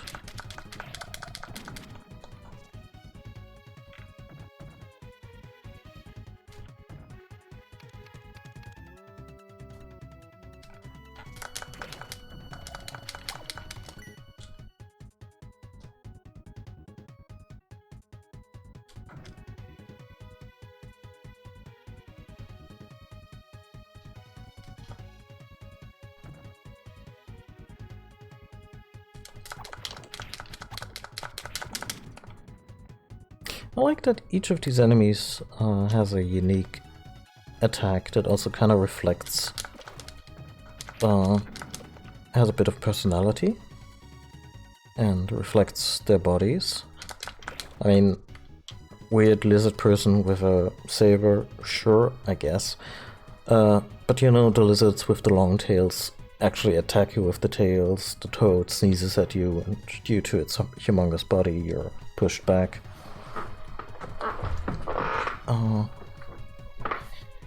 Like, I keep saying it, but like, this game is the epitome of going the extra mile.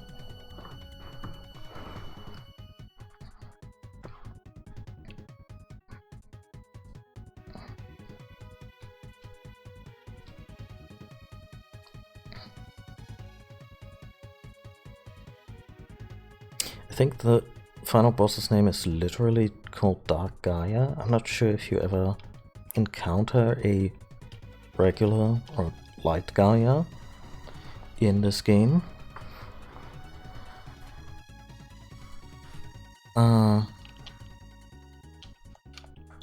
But yeah, and the intro already made the duality of this whole cosmology pretty clear, so these games, they don't subscribe necessarily to this, I wanna say, like, my understanding of Shinto mythology is that there isn't like clear sides of good and evil, whereas in Abrahamic religions like Christianity, you have God and you have the devil. And I think these Quintet games were really, really heavily inspired by the more Western take.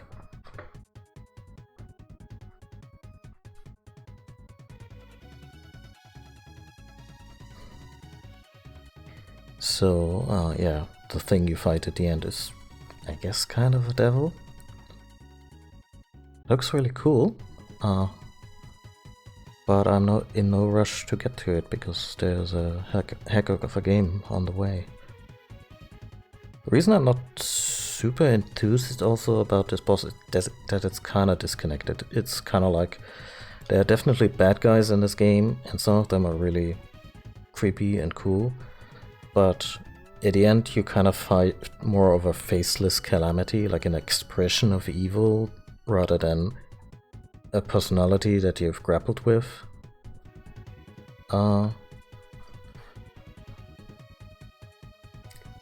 Like, not so much a real character.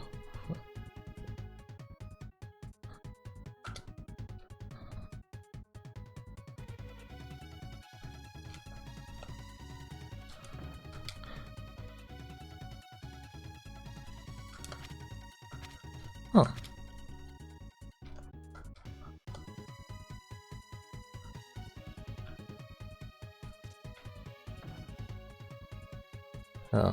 Now, in the intro of this one, it was really explicit, like it just plain says could be considered God or the devil. And I guess this literalism is also what prevented this game from being released in the United States, because Nintendo of America was like, maybe don't talk about the hacking devil in our children's toys. That would be great.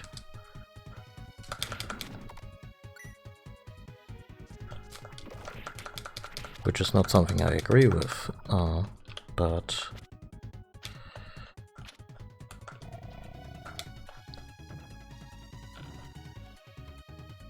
I get the line of thinking.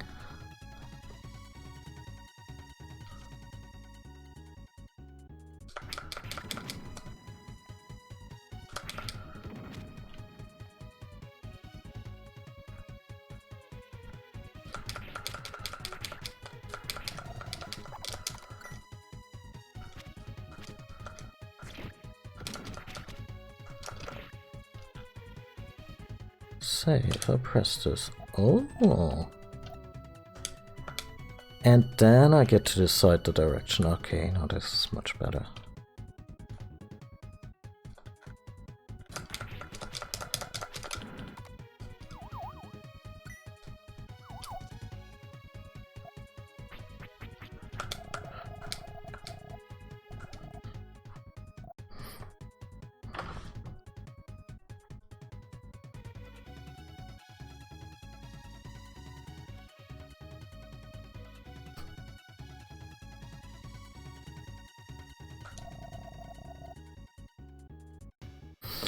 Oh yeah, Tifa wearing a sports bra and the peanut gallery completely flipping the shit.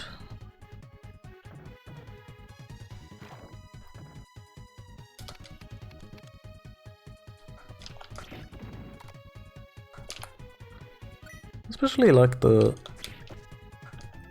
Like there's a... The obvious joke is that the people complaining about Tifa's boobs being a little smaller in the remake are folks who've never seen a boob in real life. But it's an easy joke to make when their complaint is, oh, they look smaller now, and everyone was like, dude, someone who has still breasts this size in a sports bra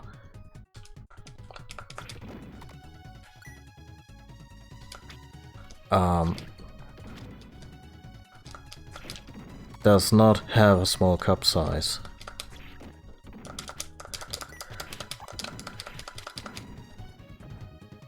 And that kind of protracted itself on really amused me. I'm running in circles here, I know, but this place is not very distinct in its map making. Plus the whole visibility thing.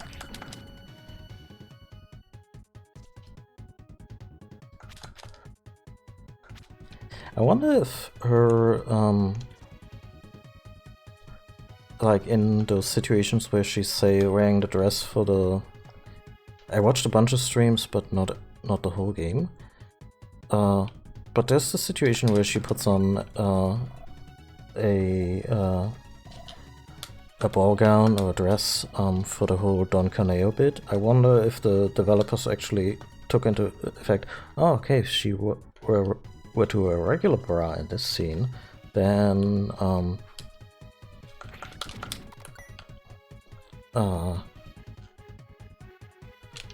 her breasts would look bigger.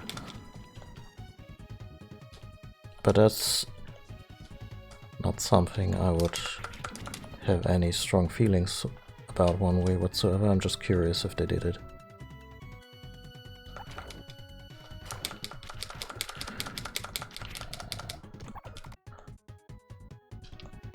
Where's the fourth soul?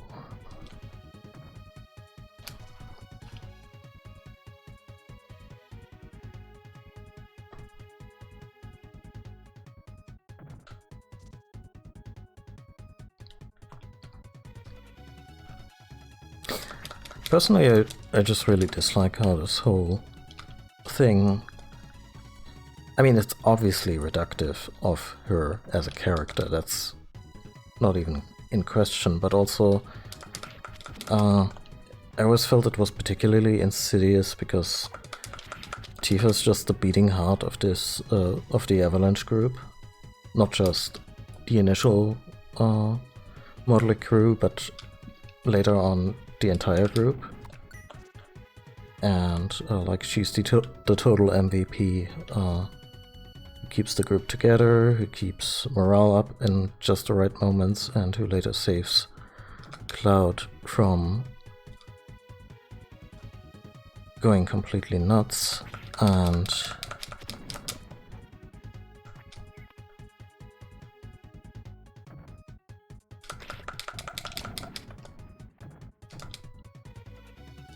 hence, when these discussions really became the entire focus of her... Yeah, I know, I'm still missing one. Of her thing surrounding the remake, I was just like... Yeah, I guess it's whatever the current year was, and we're still talking about that in video games.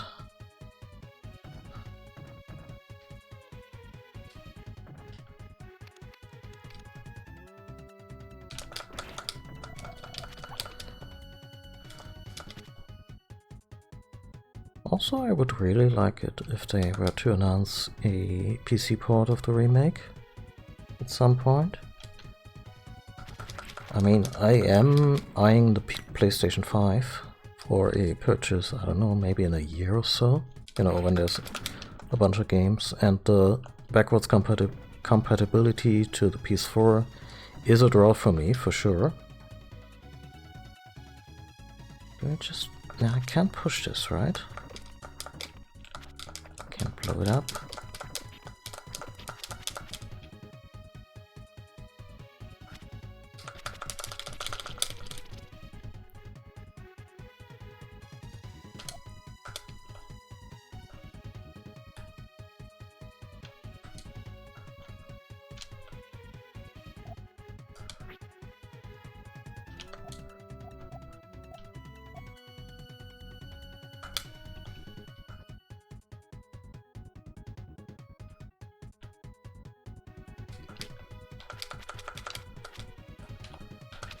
Ah, they were smart. You know, I think I'm supposed to do something with the tree. I'm not sure if...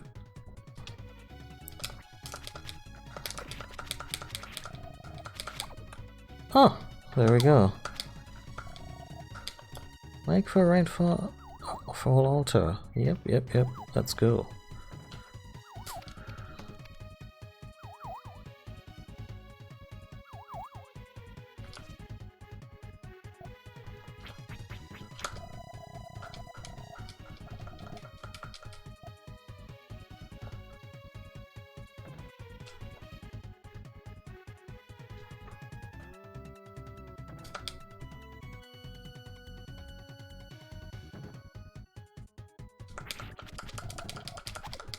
Also, maybe I'm just weird that way, but whenever I think PlayStation 5, a big part of my brain is just like, Bloodborne. Wanna play Bloodborne.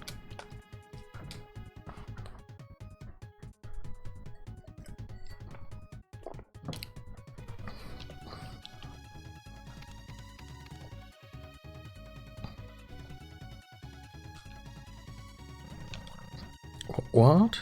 I feel an enormous power.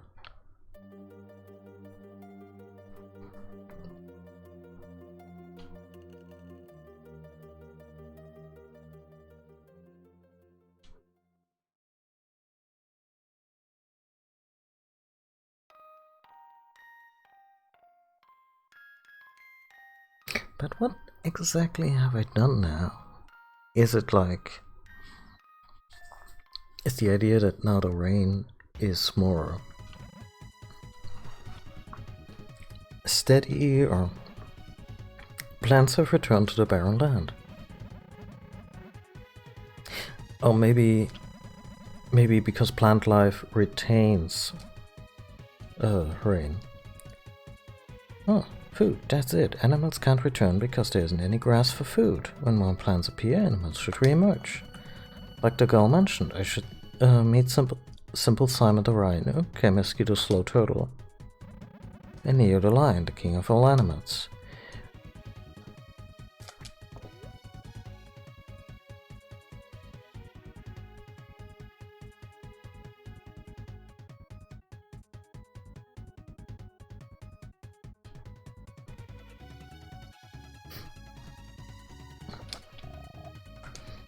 Yeah.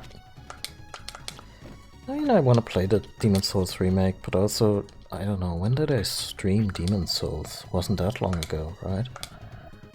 And, I mean, it looks terrific, the remake that is, but also, I guess I'm not so excited about it because Demon's Souls is kind of a short game.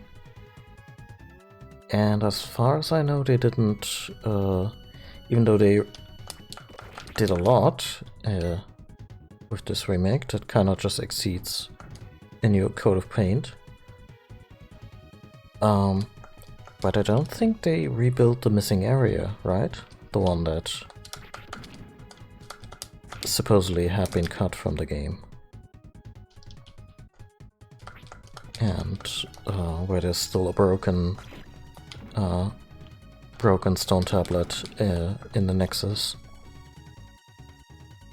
And that was kind of my thing, like, wow, if they remake Demon's Souls all shiny and new, where they actually do it in a correct director's cut version where Miyazaki comes back and gets to put in all the stuff he couldn't do when he was making the original.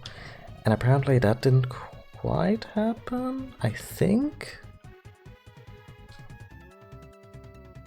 By the way, if you know what's behind that mysterious door that gaming press has been raving about, I don't want to know. That's something I want to figure out by myself.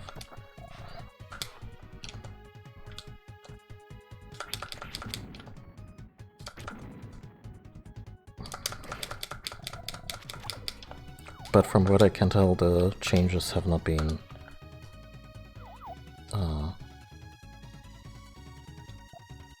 so substantial that they added an entirely new area with a new series of bosses. To me, Demon's Souls is also kind of a Mega Man game in the sense that the bosses are the real highlights. Even more so than in any other Soul game. Because they punctuate your progression so in a very traditional manner. And the idea of, yeah, it's not just a new area, but also like 2 or 3 new bosses from a Demon's Souls caliber, that would be like, oh.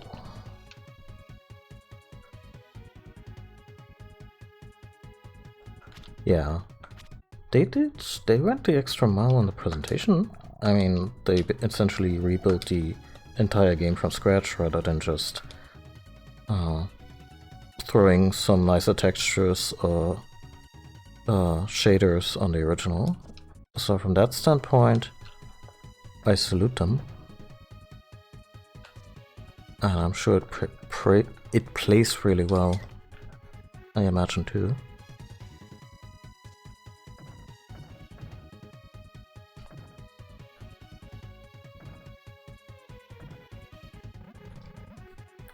Huh, this rock wall is shaped odd. Looks flimsy enough to knock down with a good puff of air. How's that so? Not that kind of puff. Oh, now you show me that you have multiple attacks, huh?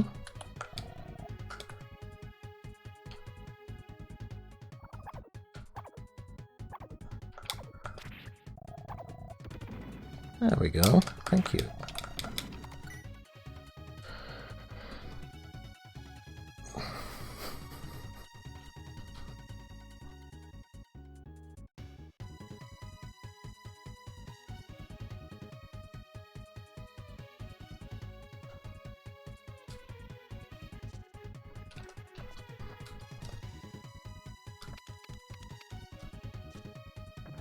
Yeah, it seems to have been a more complete, update than, say, the fairly bare-bones Dark Souls remastered that we got a few years back, which was really just an FPS boost.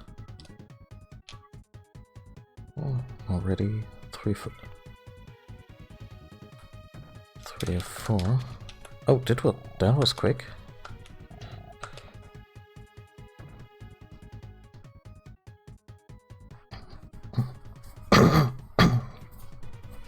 I haven't listened to the Jimquisition in a long, long time.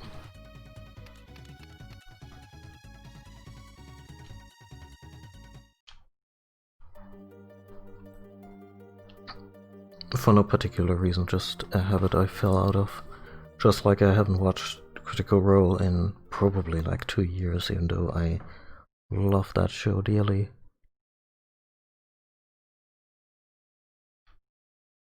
There was? Oh no. Did the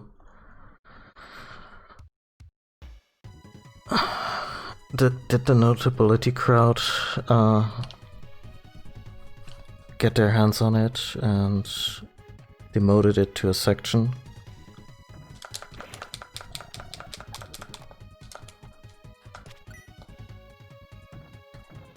That one really got me a little while ago.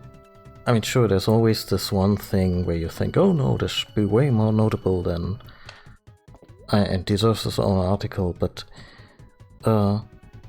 The other day I realized Desert Bus no longer has its own article. Like Desert Bus for Hope, the charity that has now raised several millions in funds and has found ample coverage over the years. At that point you're just like, okay, so I guess who really knows what's notable enough for a general purpose encyclopedia? Oh, so they updated the systems. I mean, I do hope that my next playthrough of Demon's Souls is gonna be with the remake. It does sound fun, it's just not the kind of stuff where I'm like, I gotta get this console. And at this point, playing Bloodborne for the second time, and with the DLC, to me is actually the bigger draw. Because I have not spent nearly enough time with Bloodborne. I only had it for a few weeks, while a friend was on vacation and left me their PS4.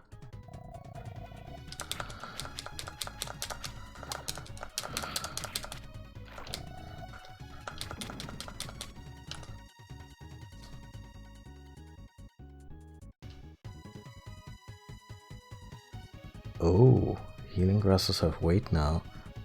That's... I'm sure I'm sure the design is sound. But...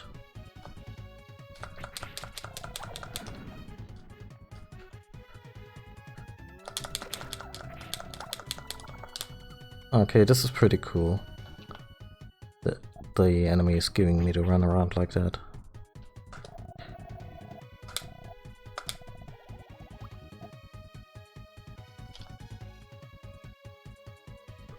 Oh, and a little bit of generated mirrored content to expand on the...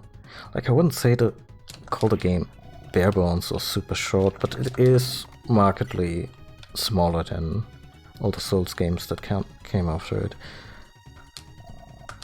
What I found a little annoying, I mean, it probably works well in the remake itself, but the re-recorded soundtrack feels a little more generic and just, you know, more epic, more choir.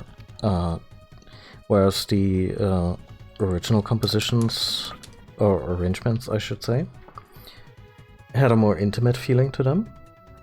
And that's probably due to the budget being smaller.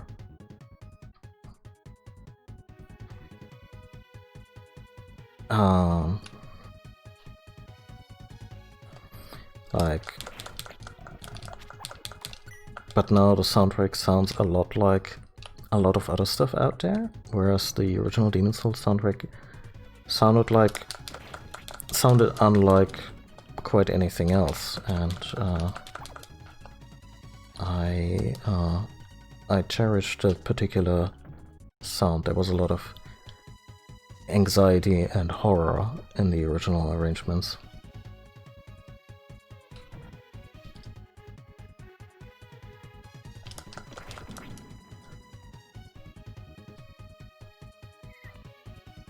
Also, I like that one of the things people highlighted, yes, the character creator being more detailed. I mean, come on. Aside from the fact that you can make some wonderfully grotesque player characters in these games, do people really... Like, I spend a lot of time in these character creators, of course, but with Souls games, I'm usually like, yeah, I'm gonna fiddle with these two things and pick a hairstyle and a color that I like, and I'm never gonna see all that much of that character anyway, because even when I'm going for Fashion Souls and I'm not wearing a helmet all the time, the majority of the game will still be spent looking at the backside of this tune, and like these games don't have elaborate dialogue sequences a la Fallout or Skyrim, where I'm looking at my character a whole bunch.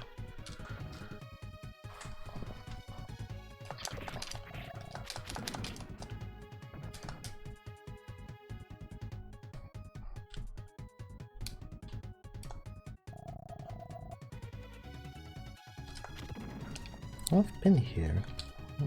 Still missing something.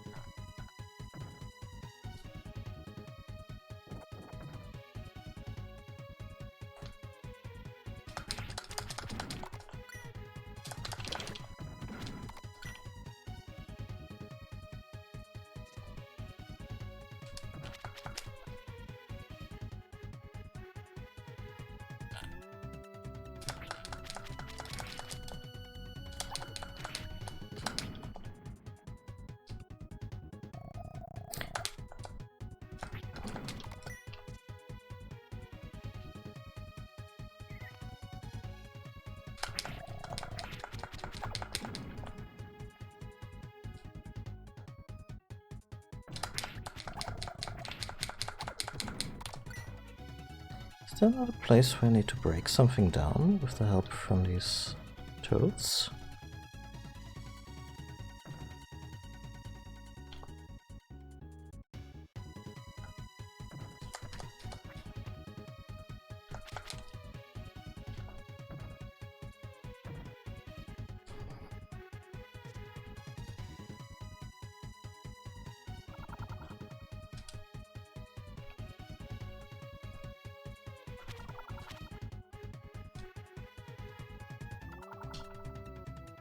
Do they move at all, or is their position... Oh, they do move.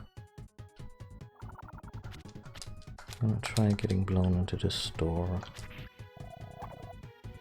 No such luck.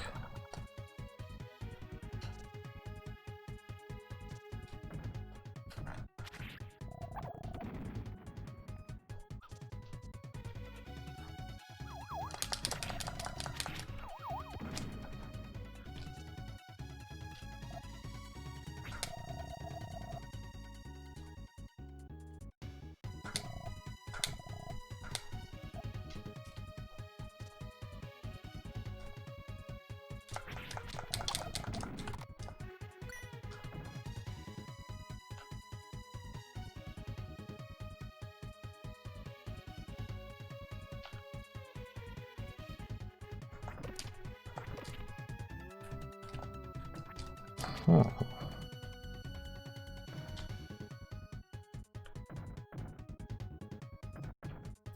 Bit at a loss here.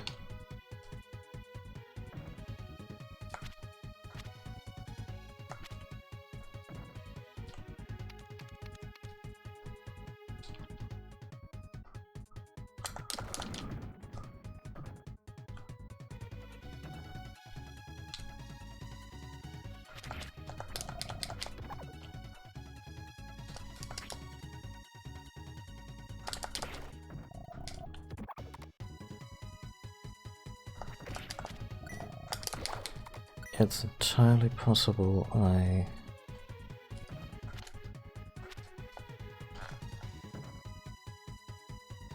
missing something fundamental. Let's swim a little further, because I'm not sure we've fully explored this waterway. Ah,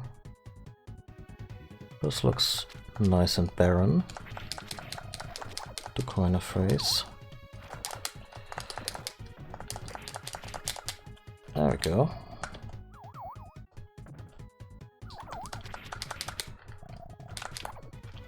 Yeah, I should probably heal.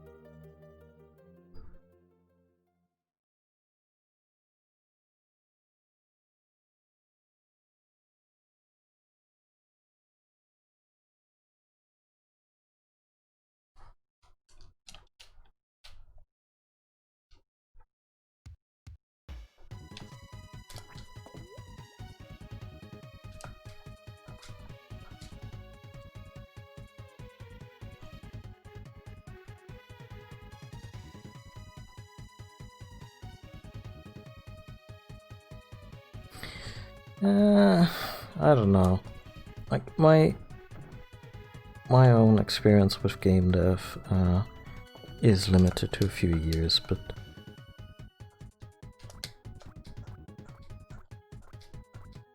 I guess it depends on the project. But sometimes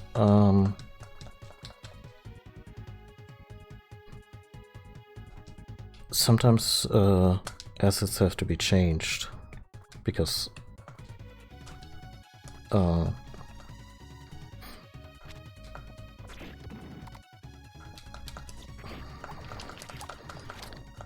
the scope changed or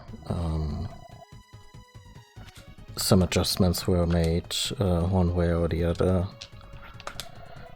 and then the folks who work on assets can be in a real hurry. One would hope that in this kind of project they had the scope nailed down fairly early on, because it's a remake. But very often game dev can be like not sure if this is a proverb that comes up that translates well, but the idea is that the guests are arriving at the front door while people are still putting in the carpet in the back room. That's kind of how game dev can shake out in terms of art assets.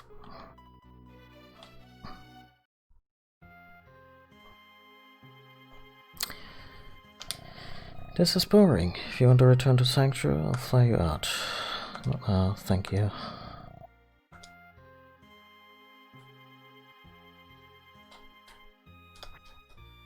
I mean, I kinda did the thing, didn't I?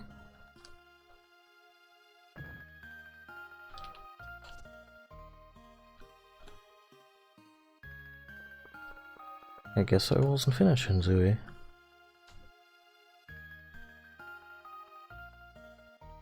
There just didn't seem much of anything, left to do. Oh well. I'm gonna take another bathroom break, and then we'll figure this out.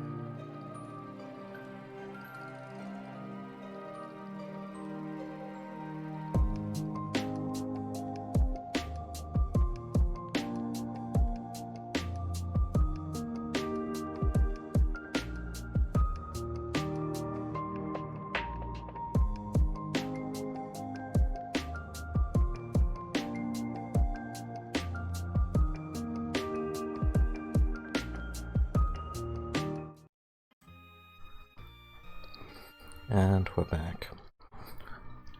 Okay, so we definitely weren't finished Enzo here. So, yeah. Let's see.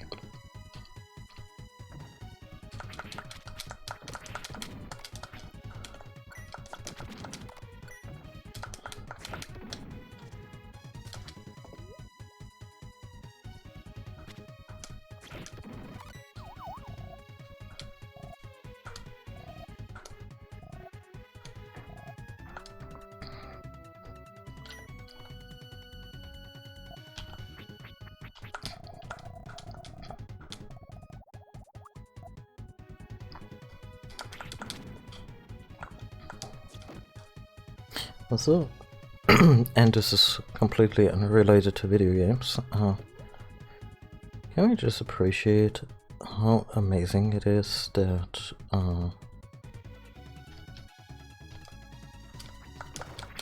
the scientific community has figured out vaccines to the coronavirus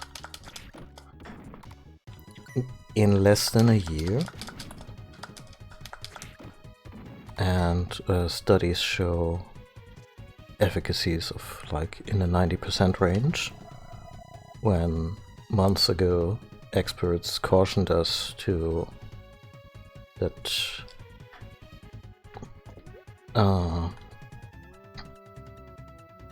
that we would be lucky if we get 70% efficacy. That's just, I don't know.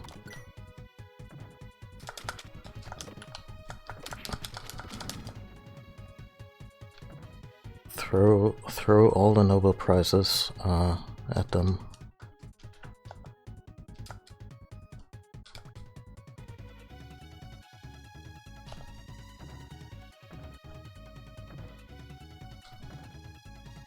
Oh, I know where we have to go.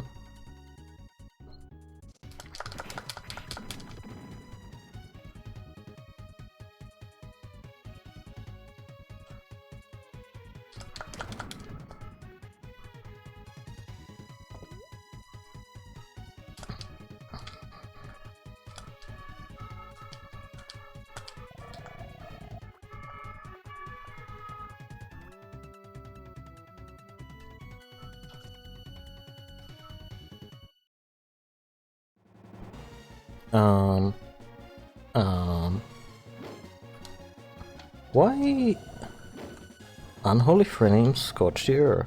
The pagan god threw what now? We're fighting a pagan god, which implies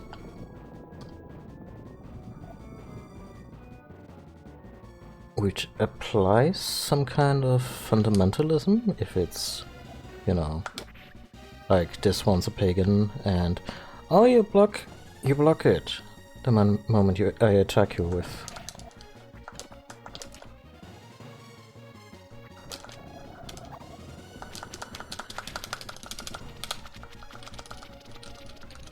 Can I just keep this up infinitely?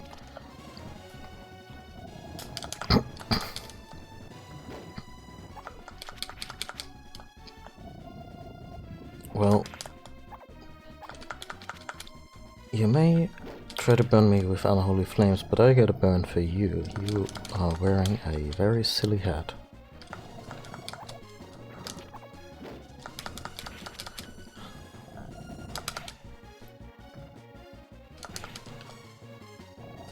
Also, it's kind of interesting how it mirrors the shape that we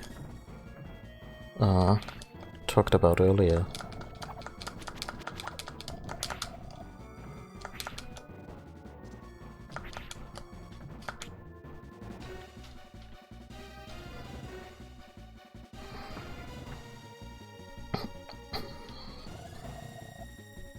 The pagan god grins slyly. Oh.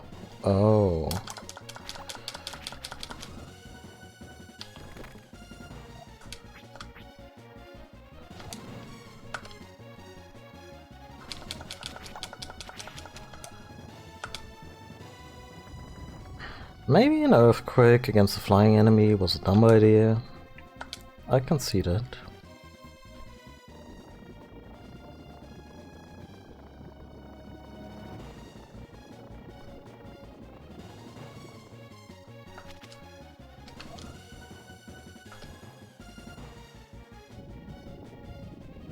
Mode 7 up the ass.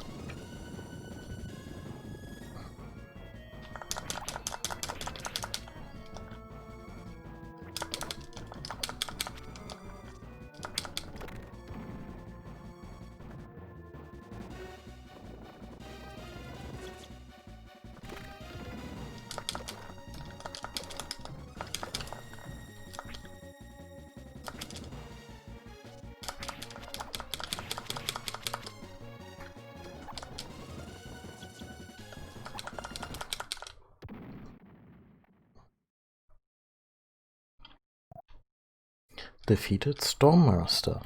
Arg, I've waited long for this moment. Mammals changed into monsters should regain their forms, but remember this. It is still too early for the world to be resurrected. You must lead the growth of living things.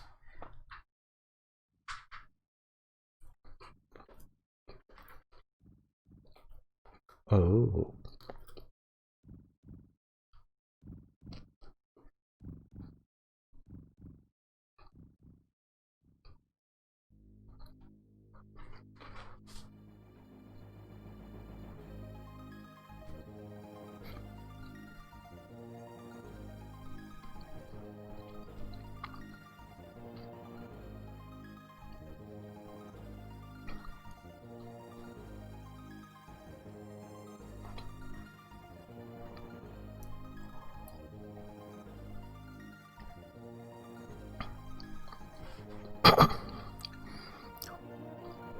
I think these shadows would have looked a little more impressive on a CRT. Anyway, we're back at the Safarian. We pick fleas of lions so they protect us. We're tiny, but we're happy we're useful to someone. What? You're human? Illogical! In my 7-day, 4-hour study, no human should have appeared yet. Okay. Bad signs, I say. Bad signs.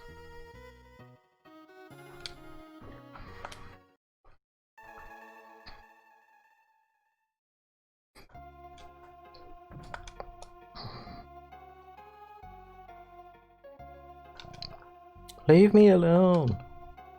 Okay, sorry. You intend to go in there? You shouldn't. The lions live up there. They might eat you.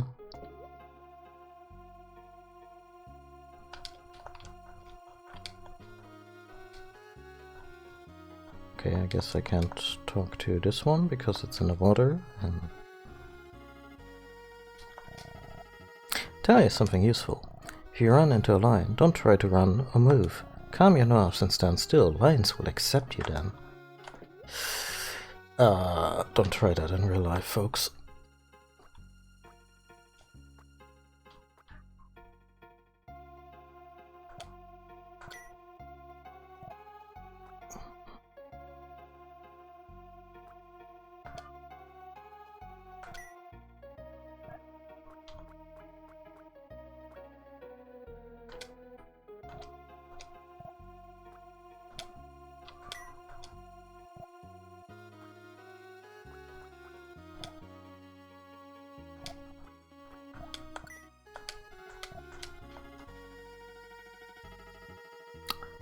Let's see. I'm gonna check real quick in the last dungeon if we... I feel that there was still a pathway before we just ran into the boss. That we could have explored real quick. So I'm gonna do that. Lest we miss out on something really cool.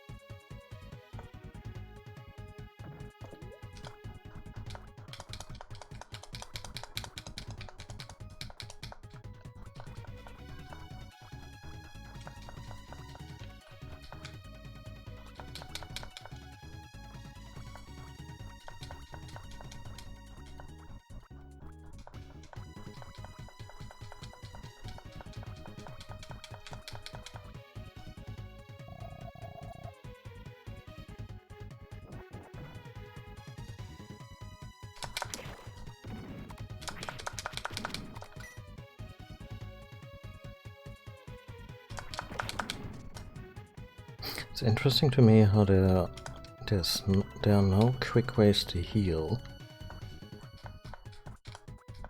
It's always just... Huh. Wait a minute.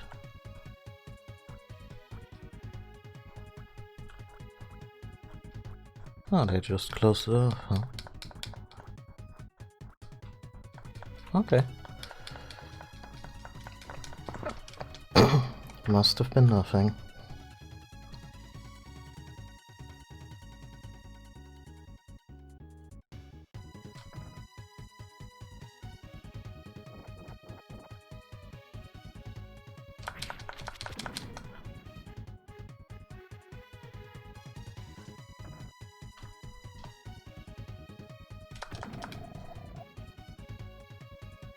What about that one tree that we couldn't get past?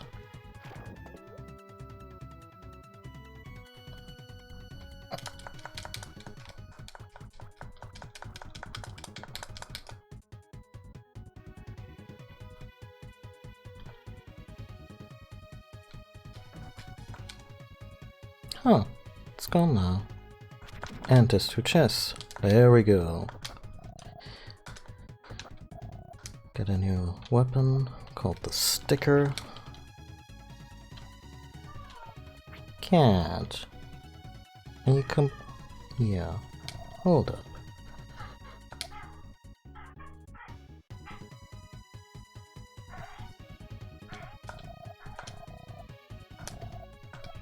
I'm not sure if the microphone is picking that up.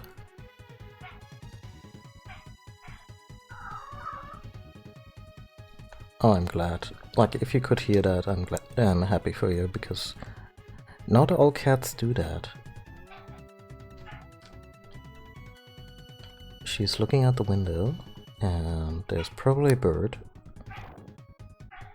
And her instincts tell her to viciously murder that bird.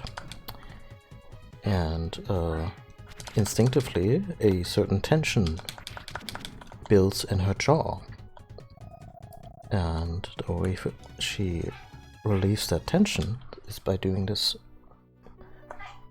shattering. Not sure if the sound is also, I don't know, sound of frustration because she can't get at the bird.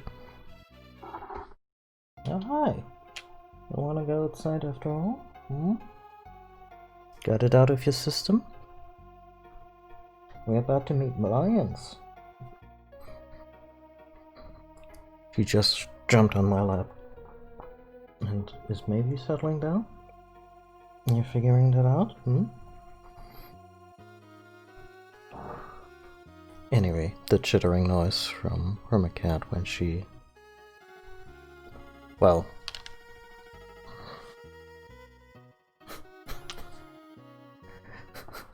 Wanna go catch COVID? Ah, COVID. I see what you did there. Yeah. Honestly, my cats are strictly apartment cats, which is probably best for the environment anyway, because, you know, house cats are essentially an invasive species in the way they get all that great treatment from us and can murder just about any other thing they can get their paws on with impunity.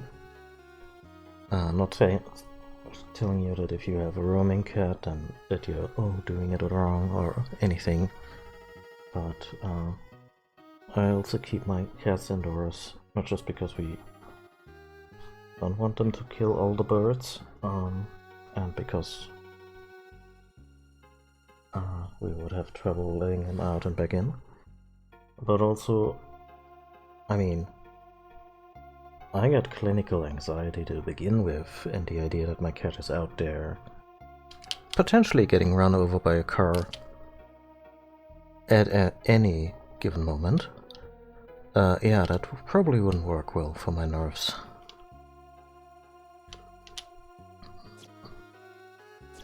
Oh shit. They weren't lying about the lions, huh? A human? There's a human here. Can't be possible. No human should be here among us. That's not important. Look close. It appears to be a healthy and tender human. It is its own fault it should wander into our den. Let us feast. So if I move, are they just gonna maul us into a game over screen? Stand back. Do not harm that human. Who said that?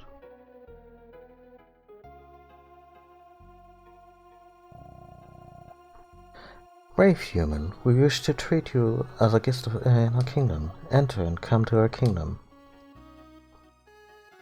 Everyone's like, my king, how could you?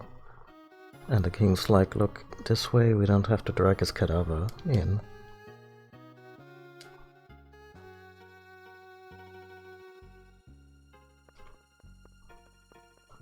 Work smarter, not harder. Oh, there are female lions. Okay. Lion, the king's son, is out at the canyon south of here. The offspring of lion royalty are tested by being left there alone. Do they come back with a flaming red cape and a spear and some really, really shitty views on gender and the differently able? Only those cubs returning from the bottom can become the next king. Yep, straight out of Sparta. King Neo is a wonderful ruler with a deep soul, and he sure threw his cup into a deep well. Did you meet Terra, the monkey scholar? He's a bit overbearing, but he knows his theory. Talked to him earlier, the science was bad. I admire the courageous. You're most welcome here. I am Neo. I rule over lions and the animals of Safarium. This is the den of we, the lions. Well, I'm not gonna question the grammar of royalty, I guess. Make yourself at home. I am Neo's wife and Lame's mother. I have a request I must ask of you. My son Lame has not returned from the canyon. On checking, birds reported the canyon teemed with strange beasts. Neo stubbornly refuses to call off this ritual. Please, can you check upon Lime? I have this awful sense of danger. Leave it to Mom to know what to do. King Neo has become old. King Neo will be succeeded by his son Lime. But Lime is just a child. Well, I guess Neo should have gotten to baby making sooner, huh?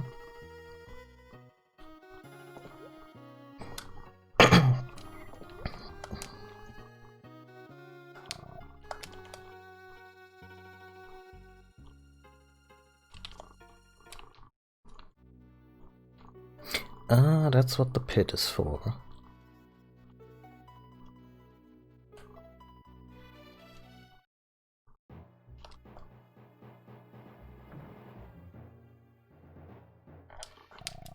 A lion cub went into the canyon a while back.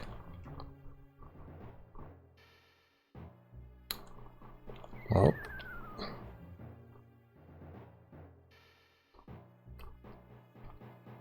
Oh yeah, I'm sure he's fine. His kneecaps didn't just explode out of his legs.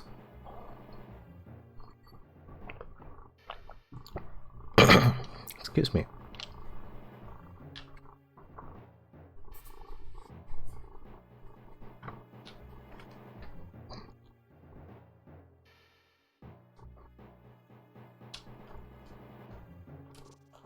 Look at those assholes bullying the poor little kitten. Thanks for saving me. I thought I was finished. No problem. But look at you, you're so young. Not by yourself at a place this dangerous. Aren't you afraid? All lions have to pass this test. My dad said that it's meaningless to live if you can't pass. You. That's real harsh. I'll tell you what, I'll tag along with you. Oh yeah, that music.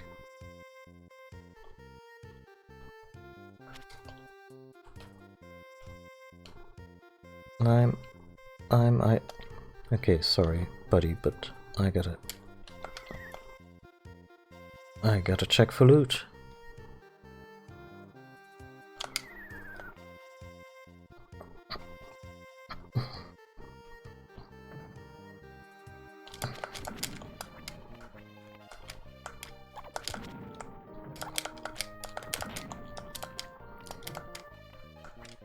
That's an awfully chill escort quest.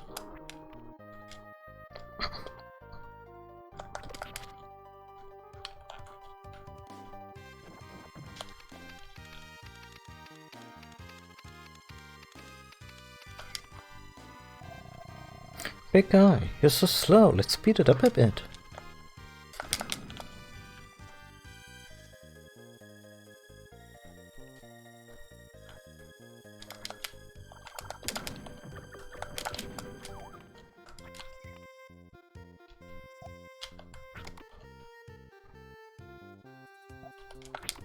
I probably won't need magic, so...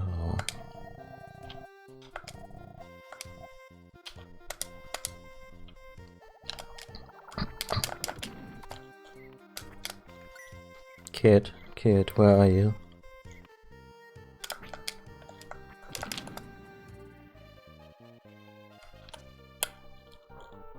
Oh.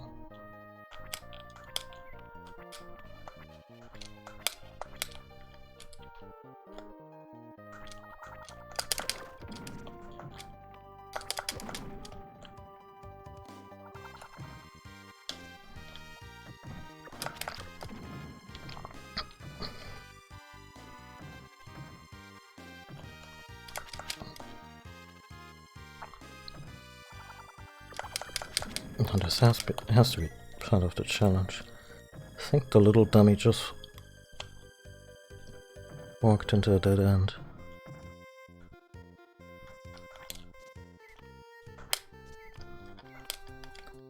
Did they want to make an animated series out of that Lion Cub? Because that sounds like the theme song for it.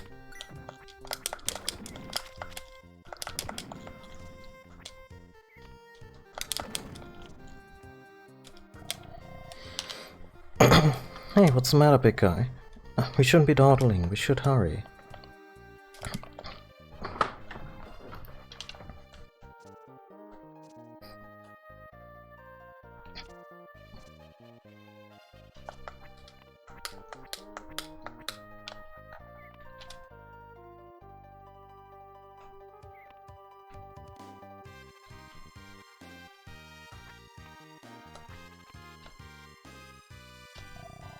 Wow, this is exciting.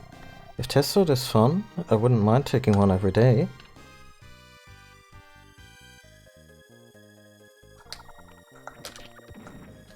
Camera pans over to Ark, who's just this bloodied mess, tired of fighting.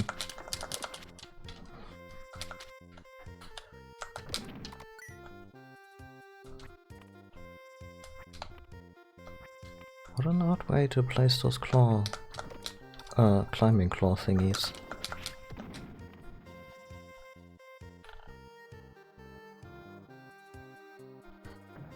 Ah, the line got lost again.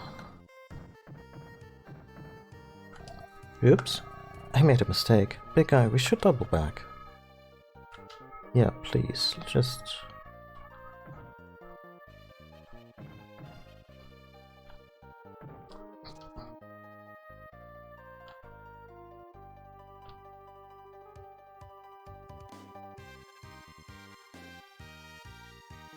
Wonder if they had these classic playtesting moments where the Lion Cub could take damage.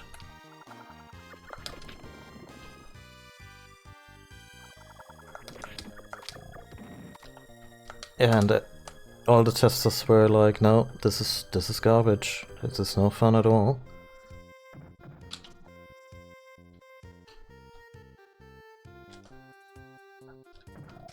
Oops, there's a fork. Big guy, which way should we go? I'll go check. Down. That way. It's right fork. I'm absolutely positive of it. Well, big guy, can even foretell the future? I mean, I'm just a lot taller than you are.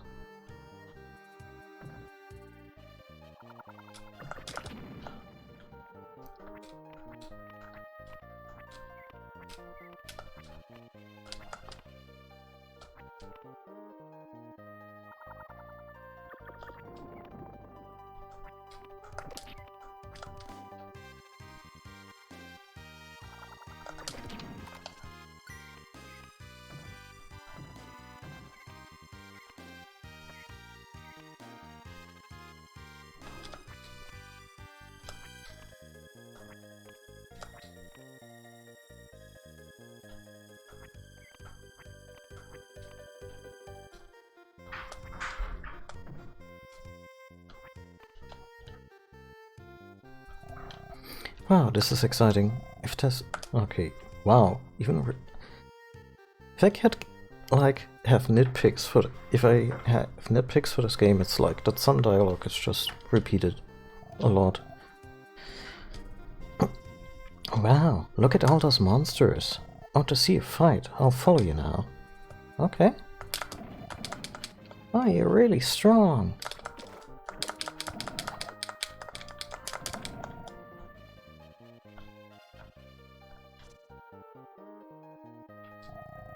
Oh wow, a stone bridge. I always wanted to cross one of these. Shit.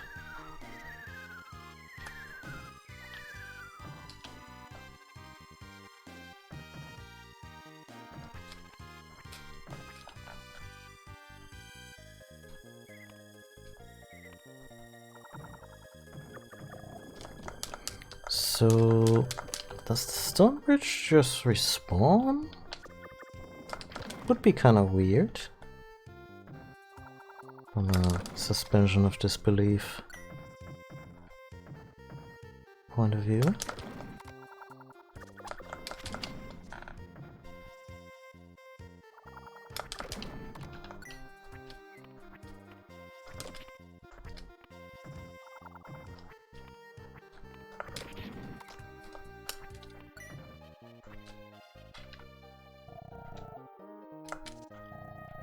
Oh! We just repeat the entire screen. I guess we should have hurried.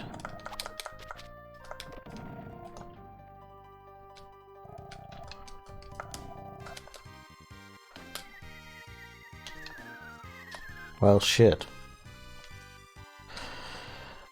I wouldn't mind this if the runaround they're giving us wasn't so long.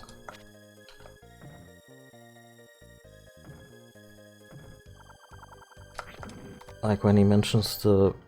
when we arrive at the bridge next, I'm dropping a save state because this is just...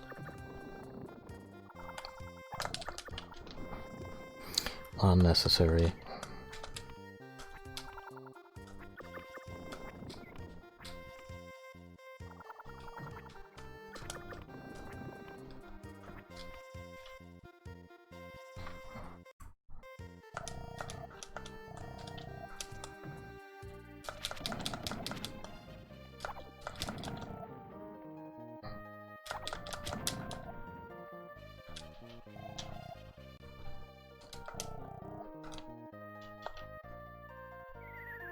Ah, we need to stay with our buddy.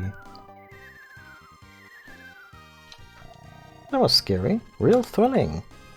You don't sound scared.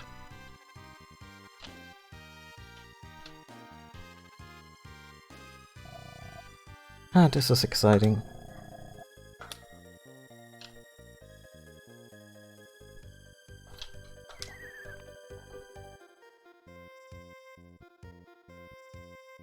Ah, lines that go nowhere. 6 seconds of our lives wasted.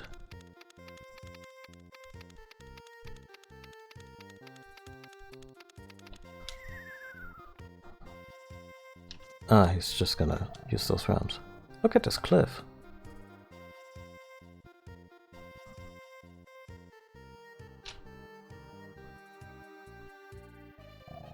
Big guy, let's race to the top of the cliff. Ready? On your mark. Get set.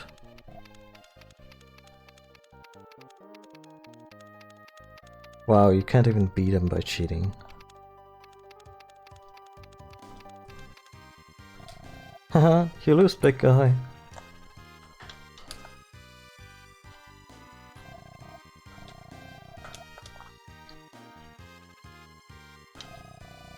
I sense a monster. Be careful, big guy.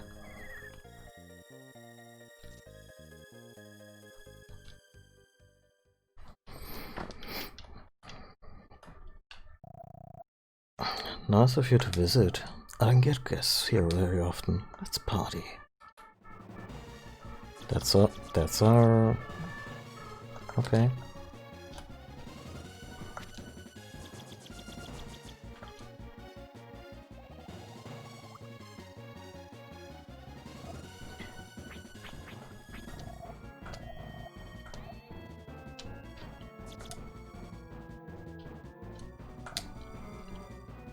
Magic rock can't be used here. What kind of bullshit is this?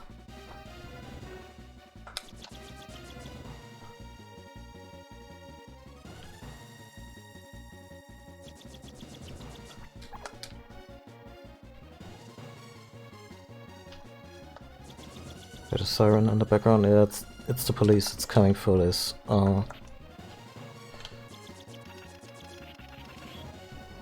For this restrictive boss design.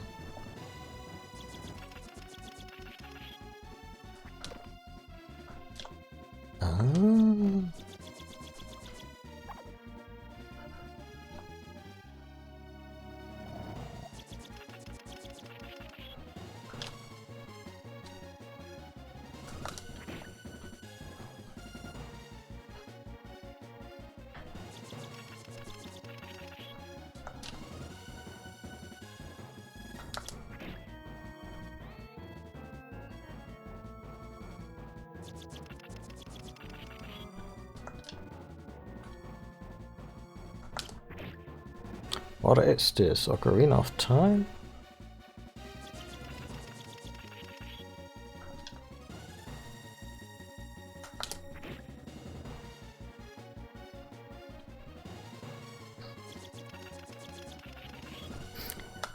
I mean, it sounds like I'm complaining a lot, but I find this whole section rather adorable.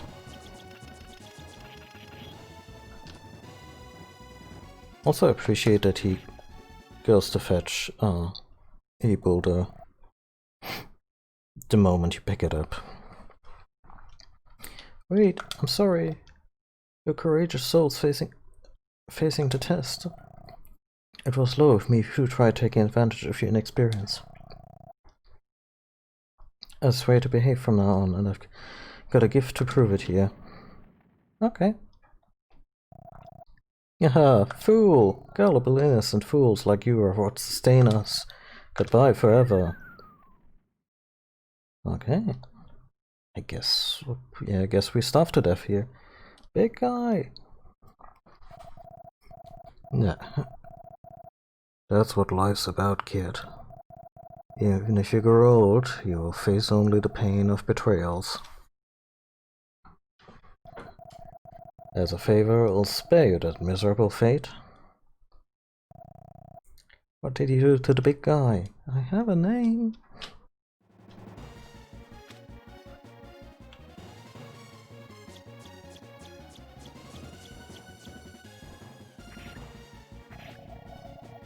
This one's for big guy.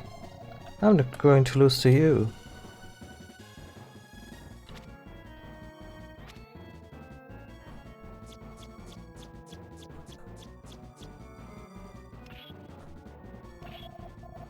Huh. Huh. So it's not just an ordinary cup then, is it?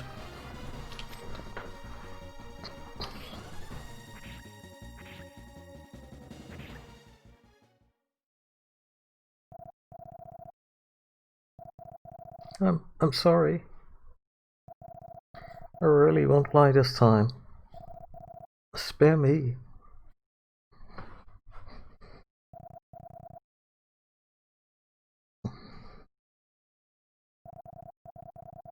I was truly bad, I mean it. Please believe me.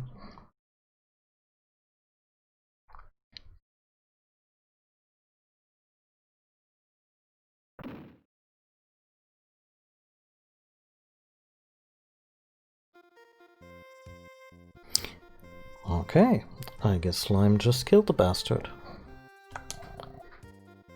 Big Eye, are you okay? You think Ark will go down that easily? Big Eye, I did it. I defeated that monster by myself. I feel great. I feel like I have the power to do anything. Sounds like Lime grew up before I did. Cat. Be like the lion and grow up a little. Hey, what's this? Did monster have this? But it's a beautiful stone. It's clear and shining vividly. You should take it as a keepsake of the test. I'll do that. I'll use it as a charm for courage and danger. I've done my first murder and I feel great. I'm obtained Starstone. Oh, that's gonna come into play later on. I'll go call a gull. Just wait, okay?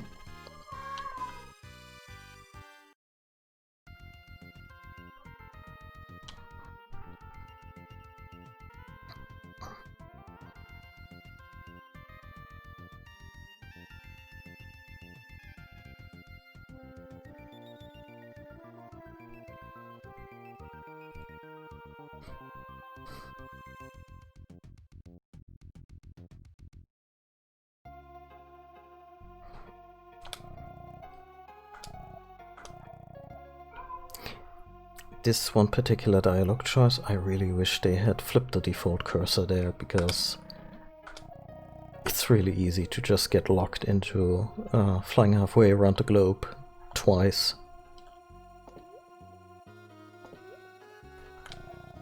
You intend to go in there? You shouldn't. Oh, okay, we had that.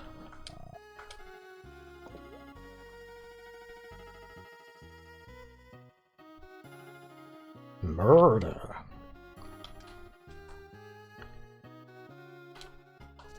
Taste like frosted flakes.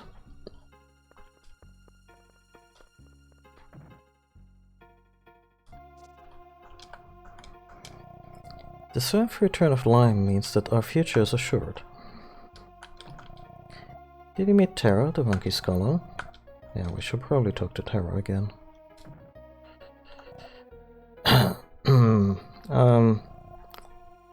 Thank you for Lime.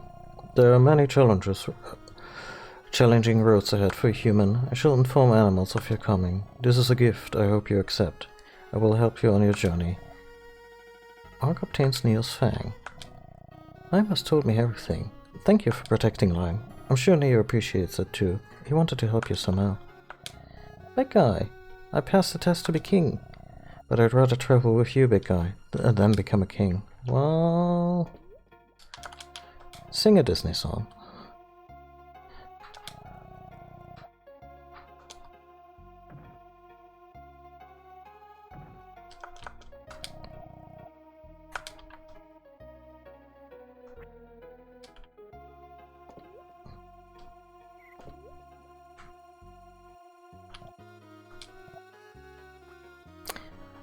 I sure can't wait to be king.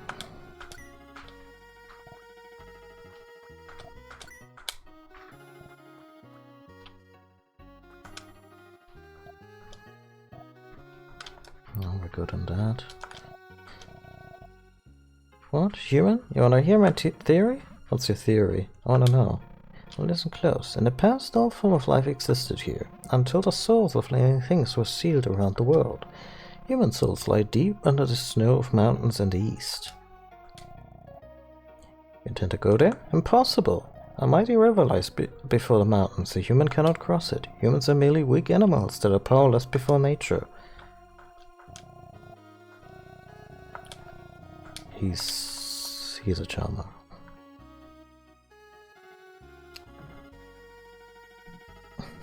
We don't want to be sued. Yeah, the DMCA crackdown is no joke.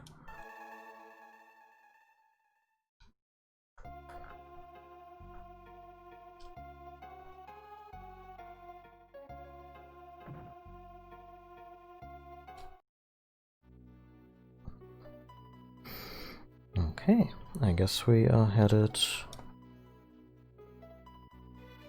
back to the Ganges.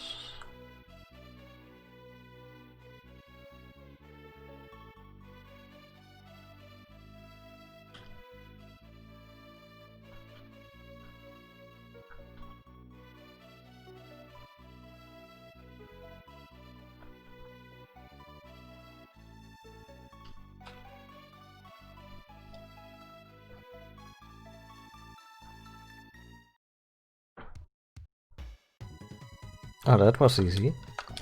Thank you for saving Prince Lime. We were told by King Neo to assist you, so we built this bridge. You can get across easily now. Please, step right across. I like how they wobble a little bit in acknowledgement.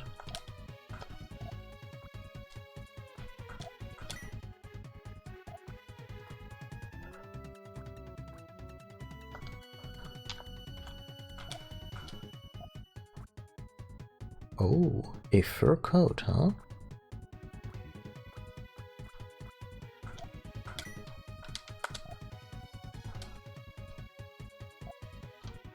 Haven't gotten new armor in a while.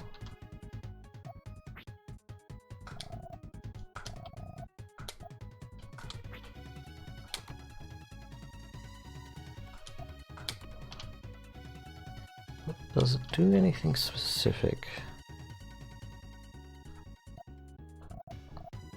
Protects against cold. Okay, whatever that entails, if there is gameplay to it or not.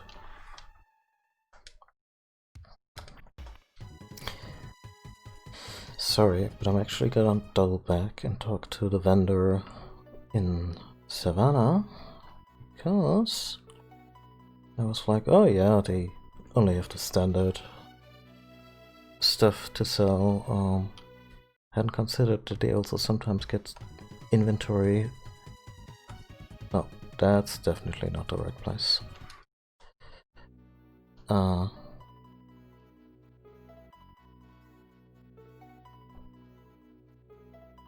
That they sometimes also gain inventory from places that we've previously visited. Okay, this one really only had this. Okay, cool.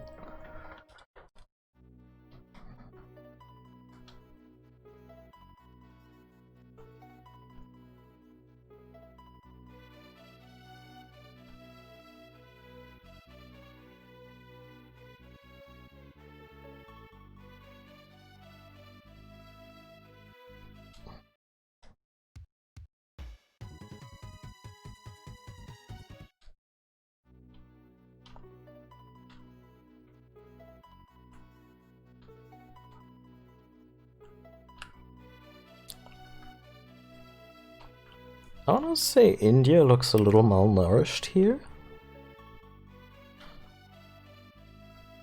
You know, I'm not trying to make a... Wow, what would be a really tasteless joke. Sorry. But yeah.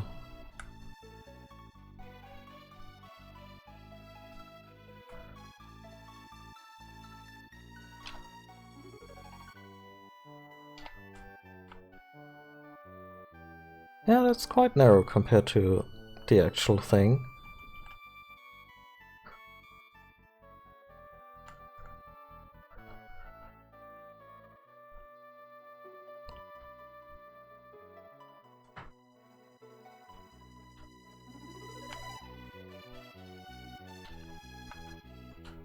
Gotta check all the squares.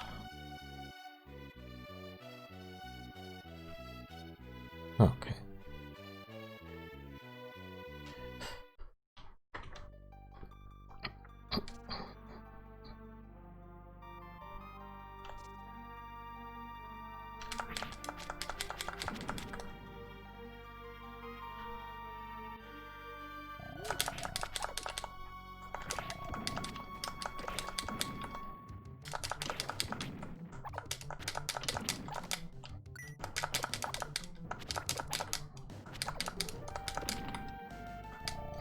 This is Clemata. The souls of humankind sleep here. So we've been told.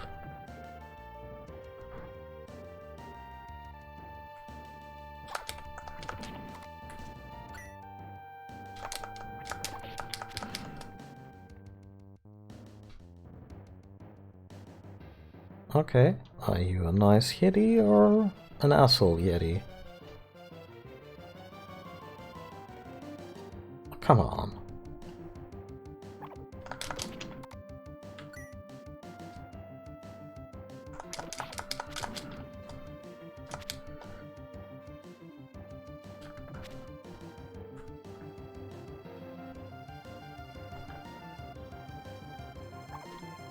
Okay, they're just enemies. Oh, they have a rage mode. That's awfully good to know, yeah.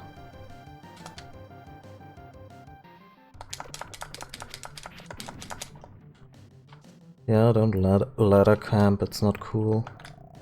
Yeti is a free beast. It can become a foe or friend. Huh. I'm not sure how to appease it yet, but I'm also not inclined to just murder them for experience points. Ah.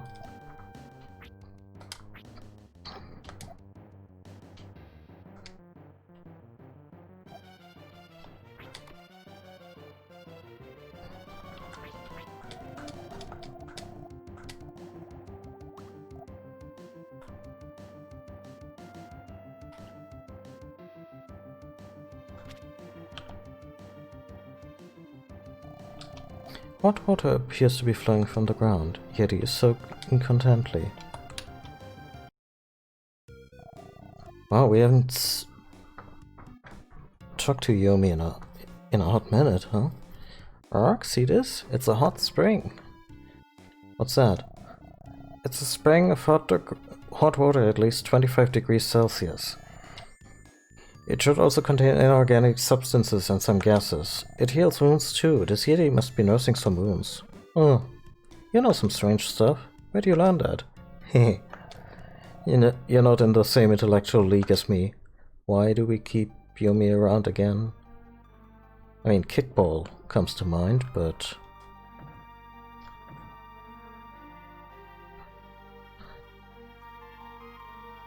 yeah, hot spring episode.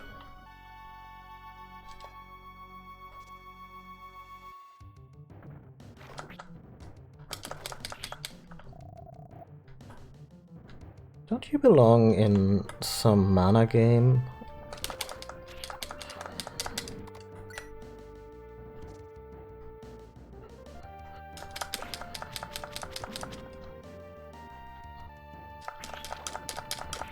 Yeah, what a weep.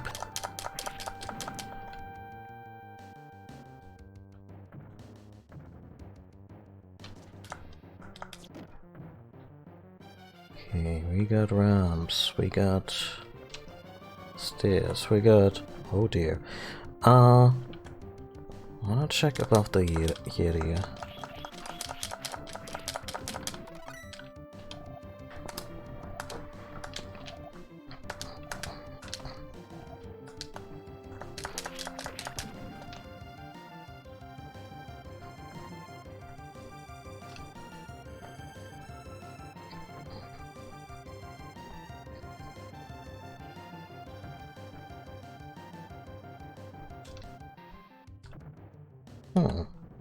Interesting.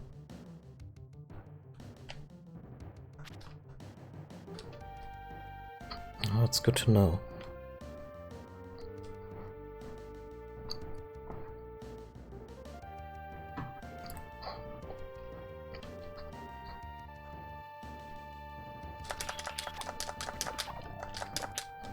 I'm just confused. Oh, my inputs are all...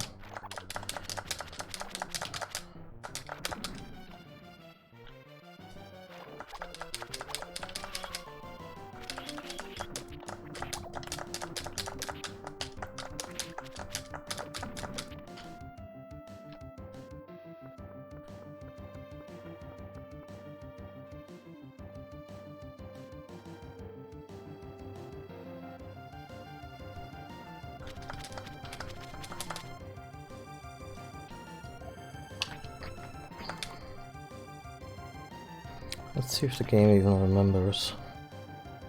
Oh, the Neofang was in your weapon.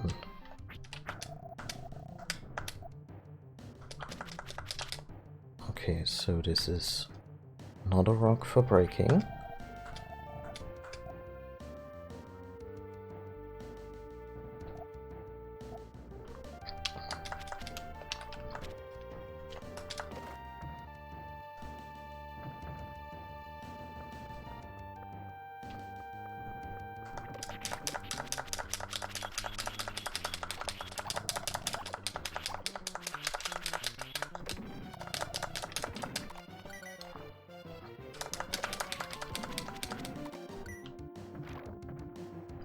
Okay.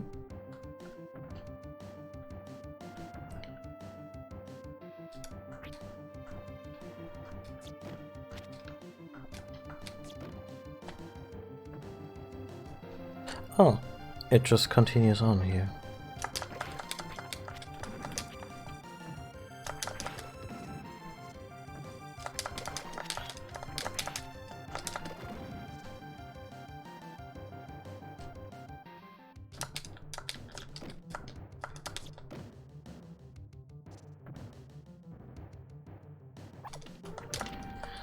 I don't love the use of color here. It's a little hard to tell where everything is. So it's just on the edge of being usable, but it's very atmospheric. Reminds me of the ice caves in Final Fantasy VII.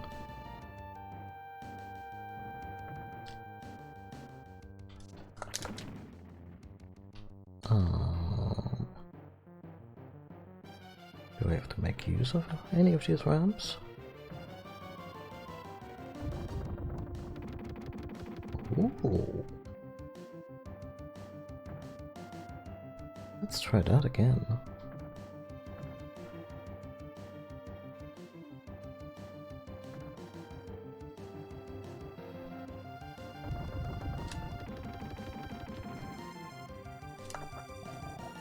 Hi, suit.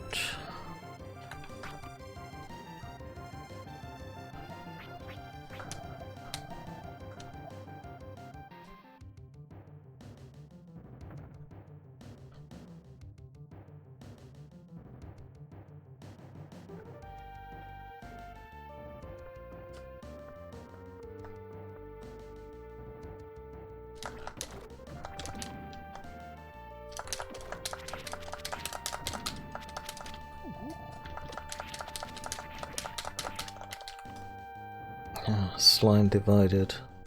The phrase every adventurer belongs to her here. I'm a snailgrass. My leaves are effective for wounds. Maybe you shouldn't advertise your body parts as ailments, as remedies for ailments. Put a leaf in a hot spring and soak it in and cure all your wounds. I'll give you a leaf. Okay.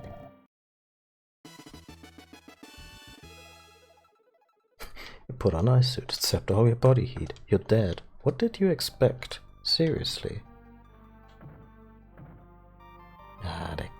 They could have thrown us a bone and let us jump down here, huh? No? Nothing? Like it's right above the entrance.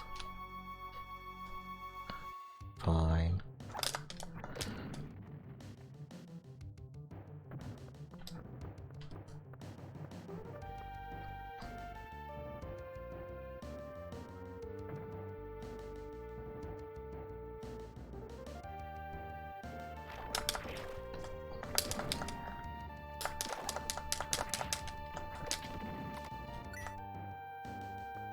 What was down here again? Oh, this situation where we're still not sure what to do.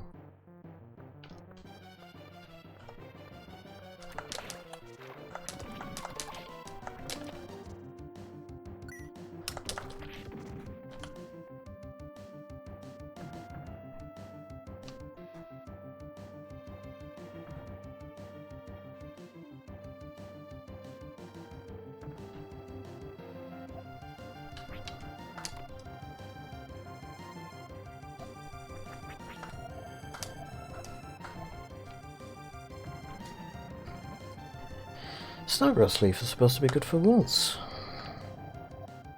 I threw snowgrass leaf into the hot springs. My hurt all gone. You friend, no friend, you come here.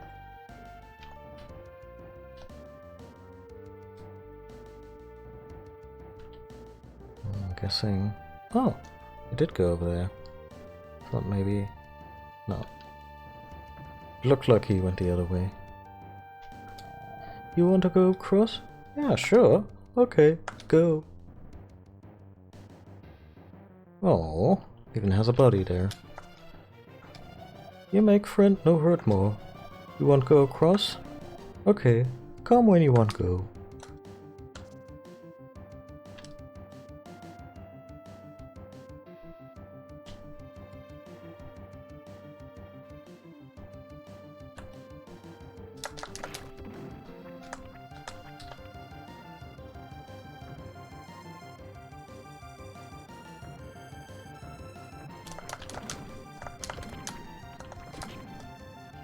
I mean, the thing with what I assume is maybe an anime-inspired game and or an RPG, there's just so many of them, and a lot of them have like relatively strange names. Strange in the sense of just being oddly coupled together.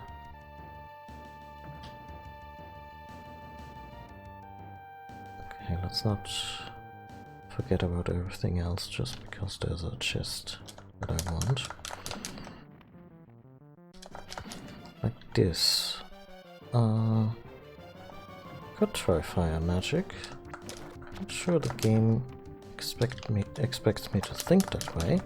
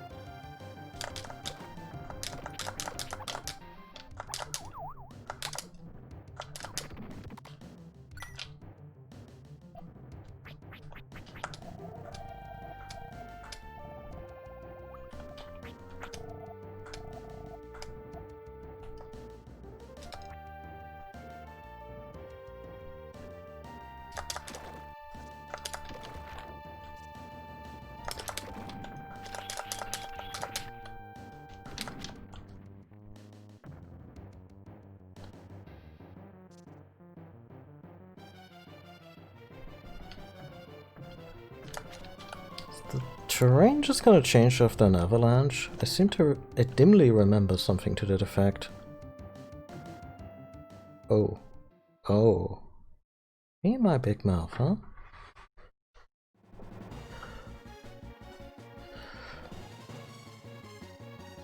Does this just result in... Ah, okay. How much time has passed? Awaken to find the concerned look of a mountain goat. Can I eat this? Ah shit, it moved. I think I can't eat this. Good, you've come to. We appear to be trapped. Can you walk? Woozy, but okay. Considering I missed dying in that avalanche, I'm doing fine. That's the spirit. Can you come with me for a moment?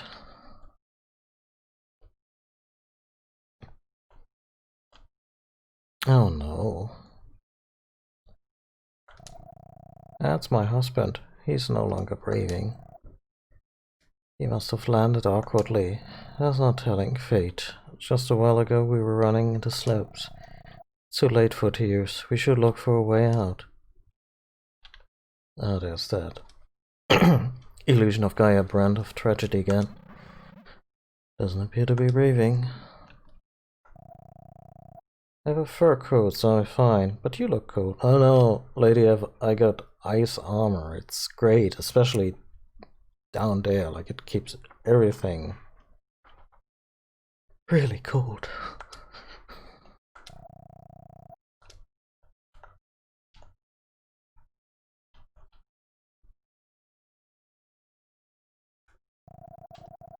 Here comes the night.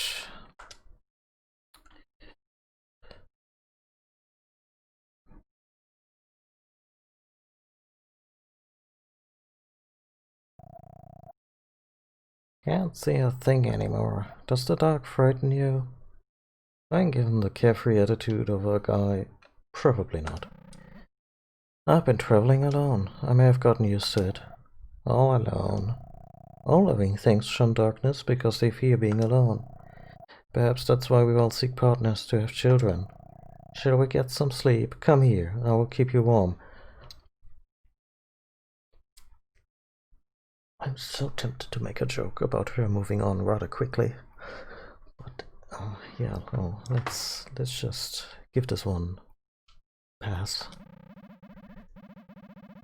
It's warm. This brings back memories. Yeah, we hadn't... Will I ever dream of Krista? Nope. Are we gonna eat her goat husband? As in, well, we had to do it to survive. Is that where this is going? Oh, sorry, did I wake you? Noise that lot will wake anyone. That's true. You must be hungry. Would you like breakfast? Oh god.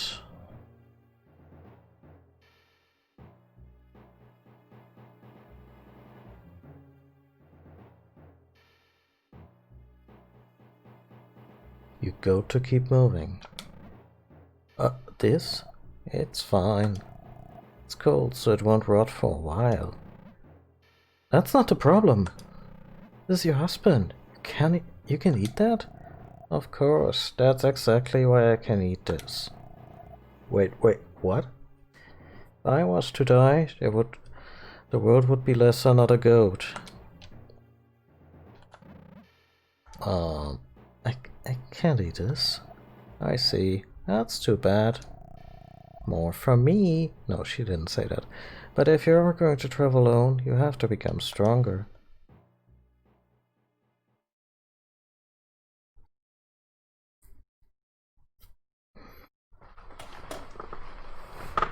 Did he turn into goat version of Wendigo and then burst out of you?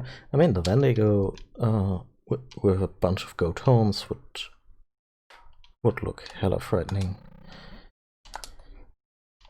I mean, if it started breathing now, it would be all manners of fucked up.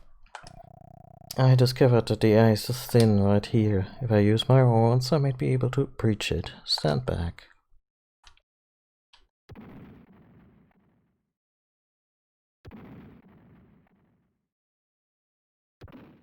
Oh, it's open.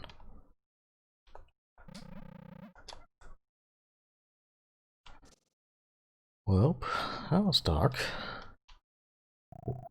Oh no.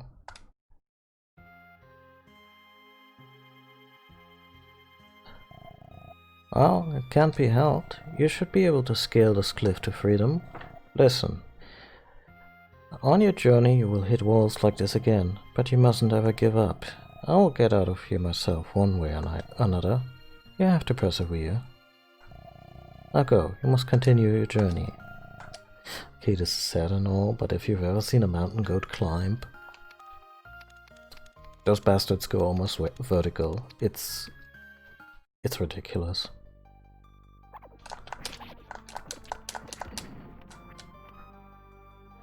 I still can't reach that chest.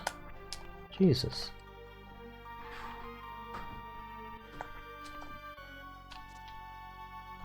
Yeah, I mean, the protagonist, if anything, grew up sheltered, right?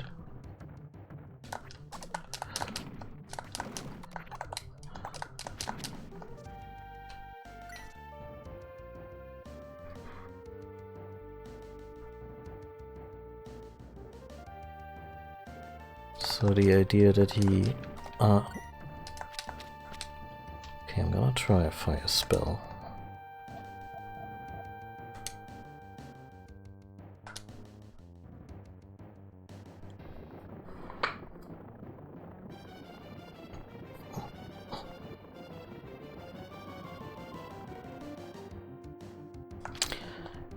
Thanks for nothing.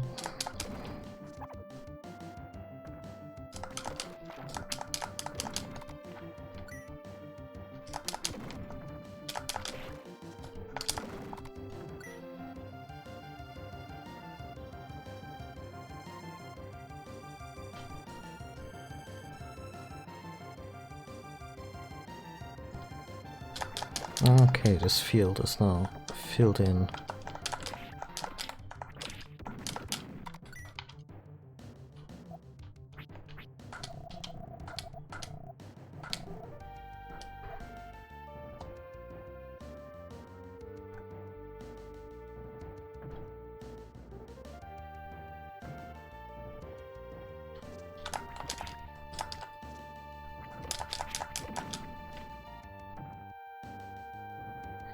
Yeah, I mean, I suppose mountain goats are symbols of perseverance against considerable odds.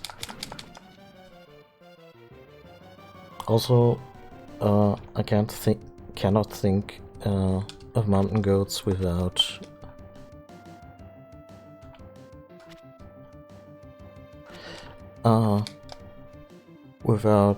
thinking of the Minecraft update that's coming out next year, which will have mountain goats as yeah, I'm pretty sure goats eat anything. So the next Minecraft update will have mountain goats, and if nothing else, I'm looking forward to James of Loading Ready Run appearing in a highlight reel several times because he got kicked down the mountain by a goat. Or rammed.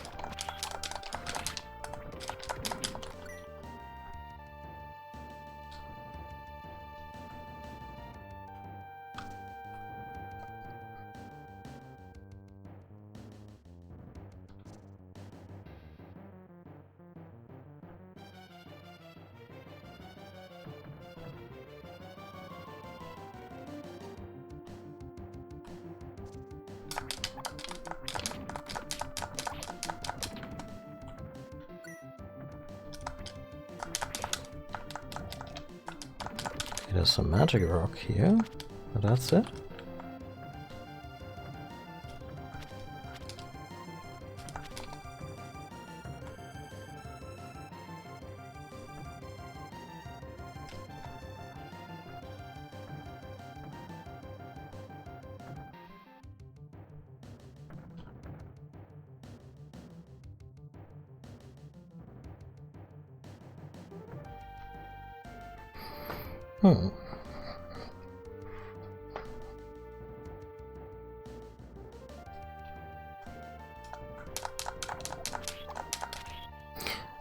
Okay, we have a status ailment. Now is the perfect time to try the stupid bird spell.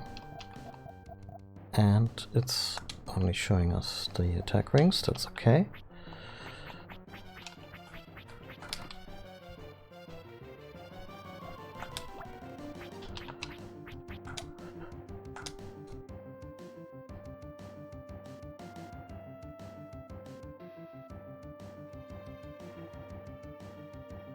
No sound effect?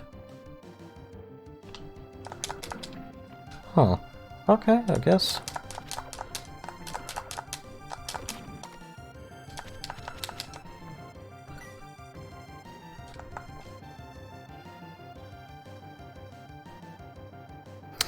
It does look underwater. And to a degree it is.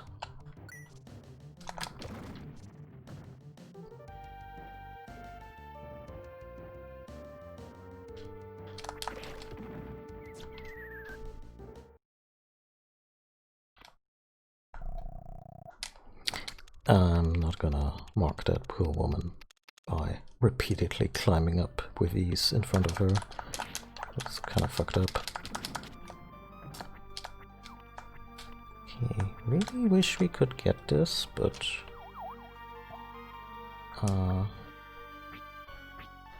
sure, why not use a grass pin while we're at it?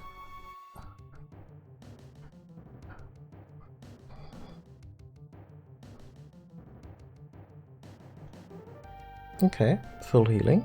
Good to know.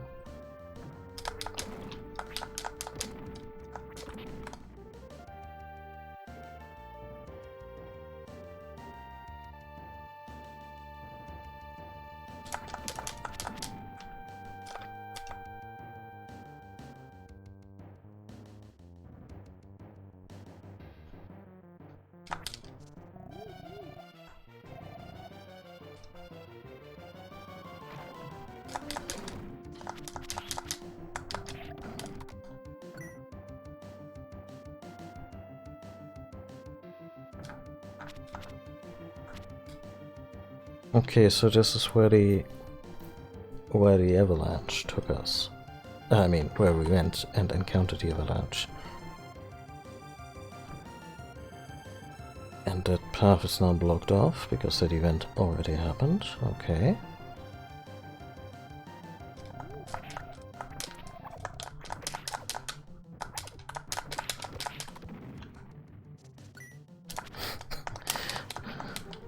I mean, if you say that takes guts, I'm immediately reminded of Day of the Dead and the all-time great line, "Choke on it." Don't look it up if you're squeamish about gore. It's quite heinous.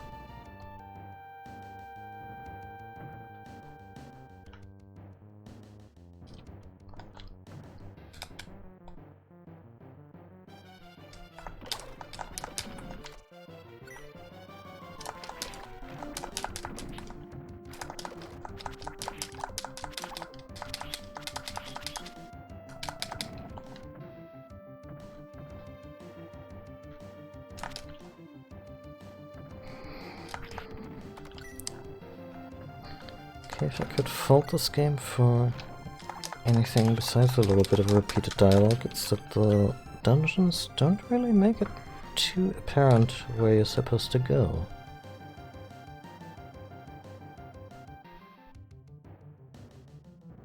Like we've been in this cave. Though there was magic rock here.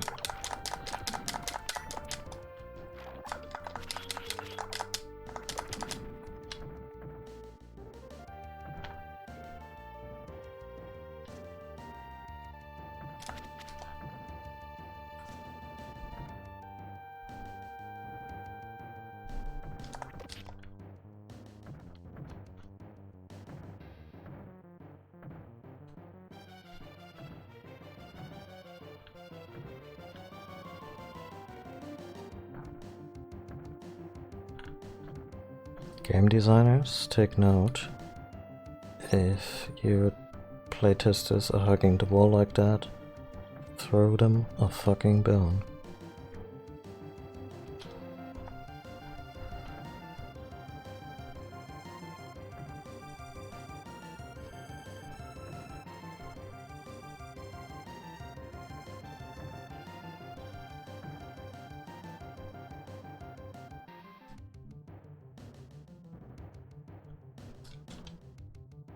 Huh.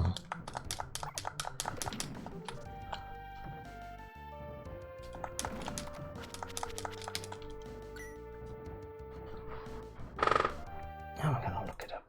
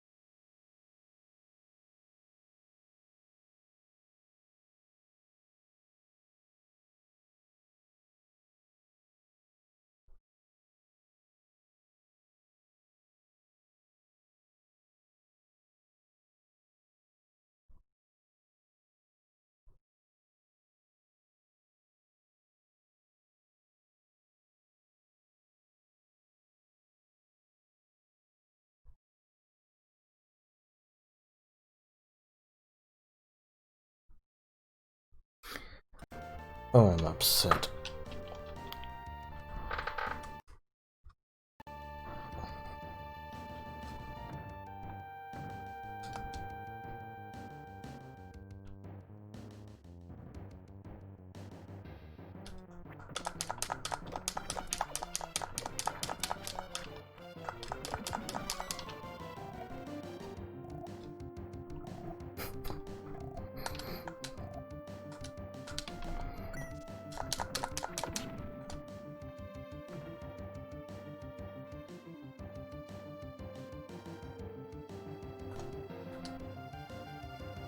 Ta-da! That avalanche appears to have filled the lake.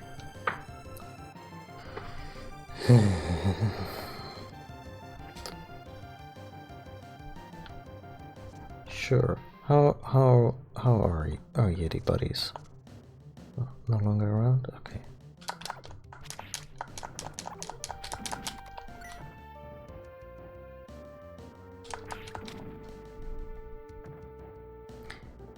Is this gonna get us the chest that I've been after?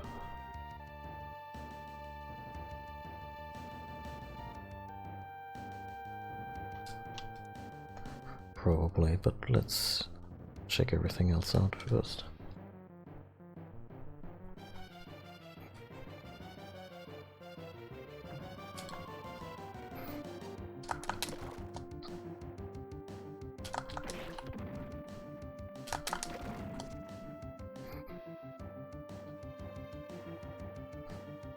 Like how the game frames Ark as this mostly...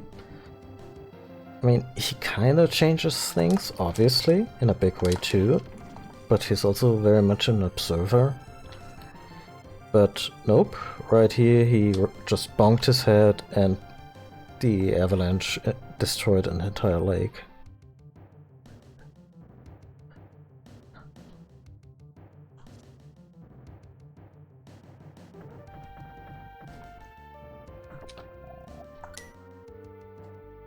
So why is it called gems? It's clearly gold.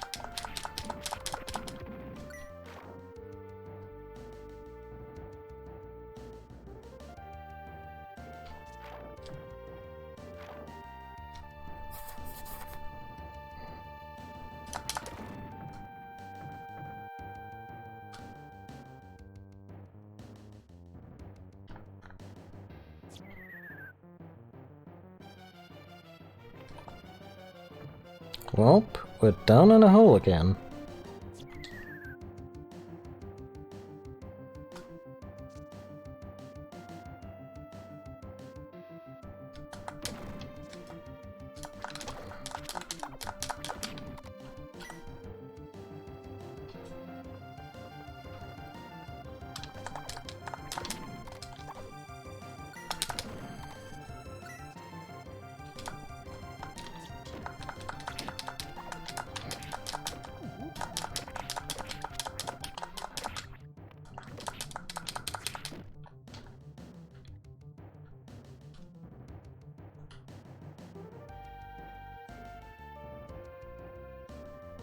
I wanna make sure of something. Oh, we can't. Oh, there we go, yeah.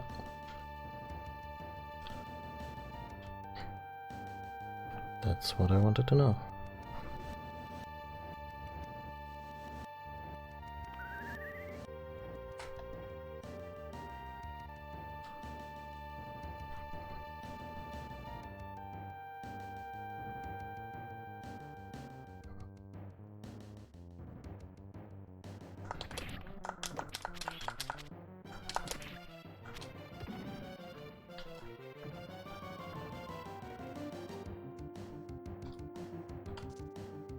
I can has boss fight.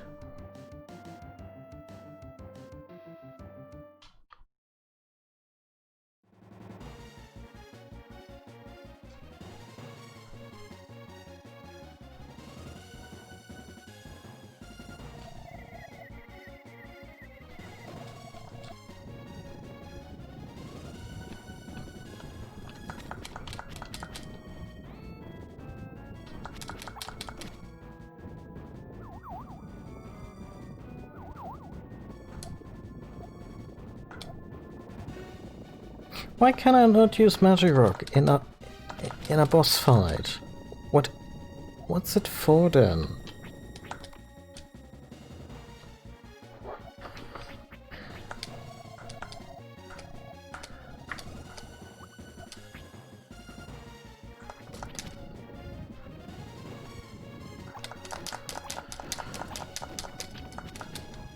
Like, does this stop before all the rocks are down? Or do I just have to fling myself? Ah, okay.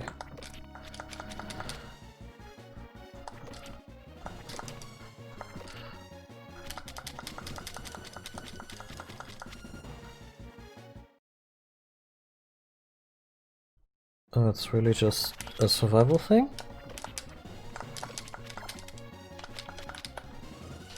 And now we're fighting Ganon.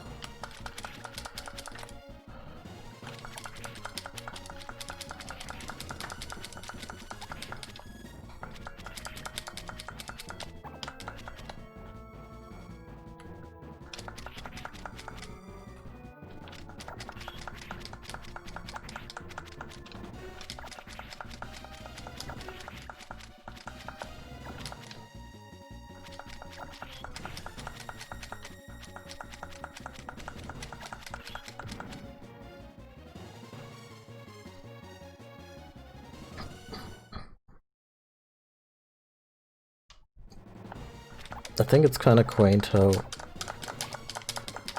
Okay, I guess it's a vampire.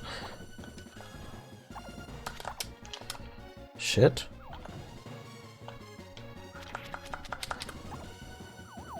It's kinda quaint how... it has to reload itself for every phase. As in, yeah, this game is kinda advanced, we had some trouble stuffing all the sprites into memory.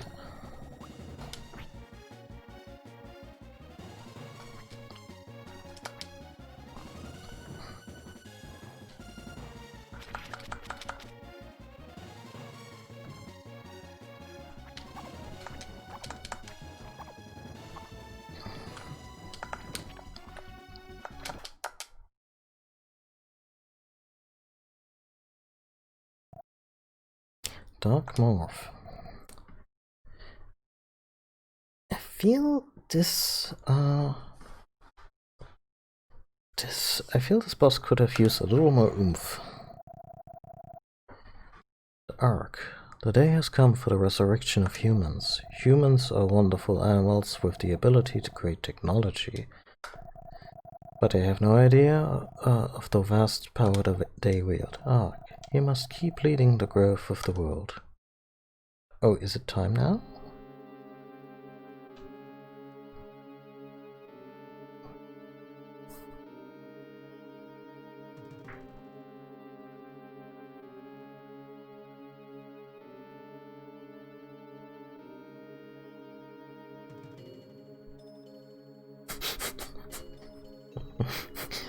Oh, that's someone else, but yeah, I also thought of them.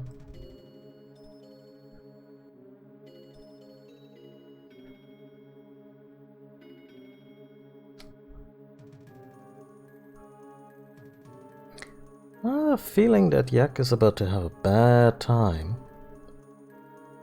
Okay, not the bad time I was expecting, but...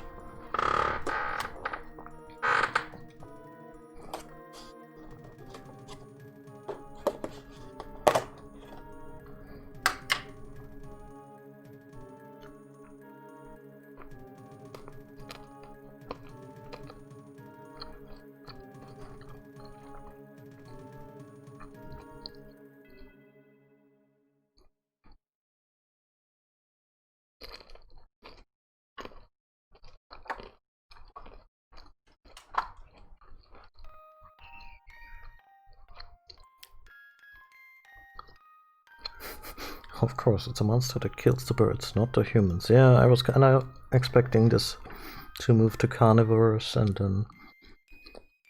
like, yeah, a human with a spear.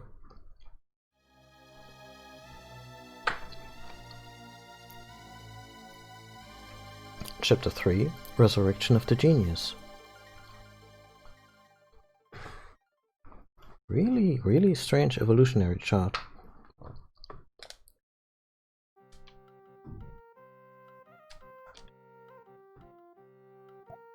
Huh. You're awake. How do you feel? I have to go tell Lord Kumari. Wait, don't try to move yet. I have questions. How long have you been living here? How long was I out? You feel fine already? You were in a deep sleep for oh wow. 3 years. Don't excite yourself. Eat well and build your strength. Yeah, where's the kitchen? God damn. I'm called Luki. I'm glad you're better. Ark, was it? I was shocked when I found you. You were curled up like a newborn baby in unshakable sleep. Ah, we're in Lhasa.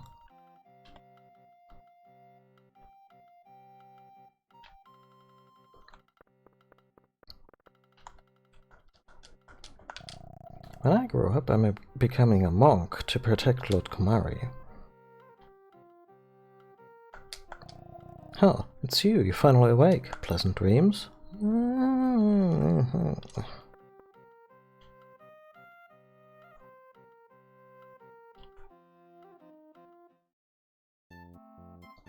There's a shop.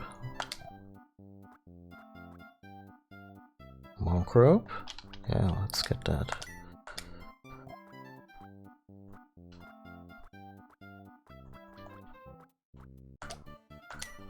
Get a bunch of healing.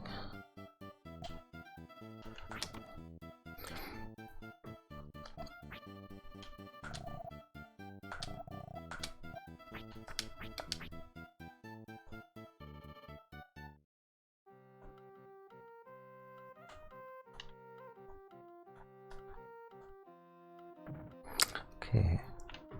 The plot is this way, I imagine. This temple is the spiritual gathering place of the villagers. Faith gives me the strength to overcome difficulties and survive. I actually really just want to find a save point because, oh yeah, it's been 4 hours. I want to wrap up the stream for the day, so we can start with this chapter tomorrow, or whenever I'm hoping tomorrow. Yaks are important. It carries, it gives milk and meat, and its dung can be burned as fuel. Nothing goes to waste. Yay, important. But I think we lost the ability to speak to speak to animals. Have you already seen Lord Kumari? He was very concerned about you. Lord Kumari has a wonderful power. This is totally not a cult.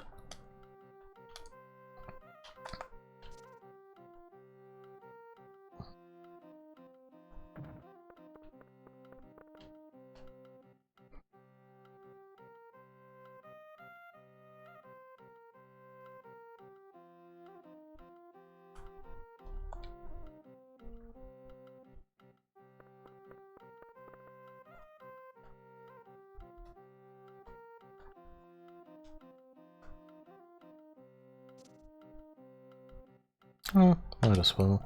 You're finally awoken. Ark, I am Kumari. How do you know my name? Until you get back better, you should rest at Lhasa. It's safe here. You will discover that you must do what you must do in due time. You can no longer converse with plants and animals. How do you know that? Take this with you. In dire danger, use it to summon me.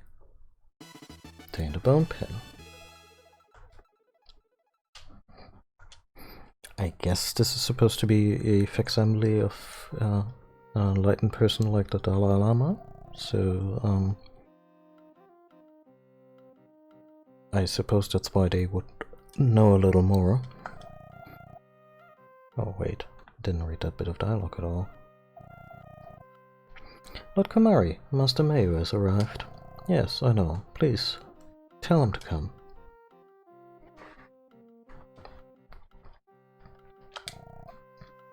Lord Kumari stated this: you belong to nothing, and therefore you are important. That's nice. Lord Kumari is a living god. He will be reborn after his death. Through many bodies, he has witnessed the world's growth, so it's kind of like humanity never quite went away. Huh.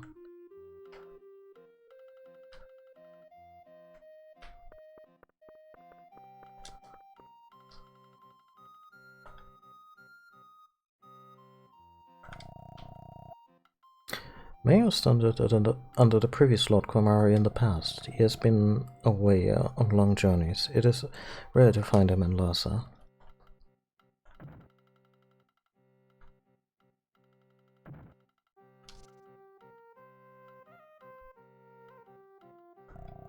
This is the place of the dead.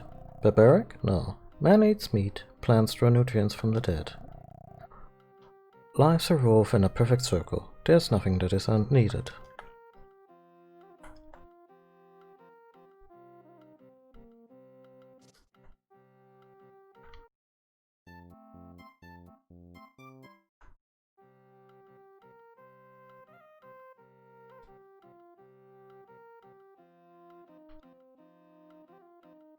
Oh wow, that color palette. And the save point was here all along. We slept a long time in darkness and re-emerged in this world. What has happened came about because of something in the past. Everything now is rooted in events from previous lives. All living things eventually lose their physical forms. We live praying for happiness in our future lives. All that people do and have done will shape the future. The past shapes the present, and the present shapes the future.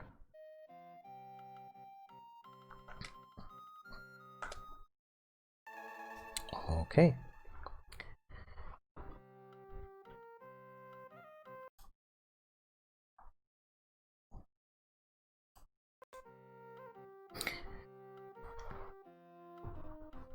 Okay.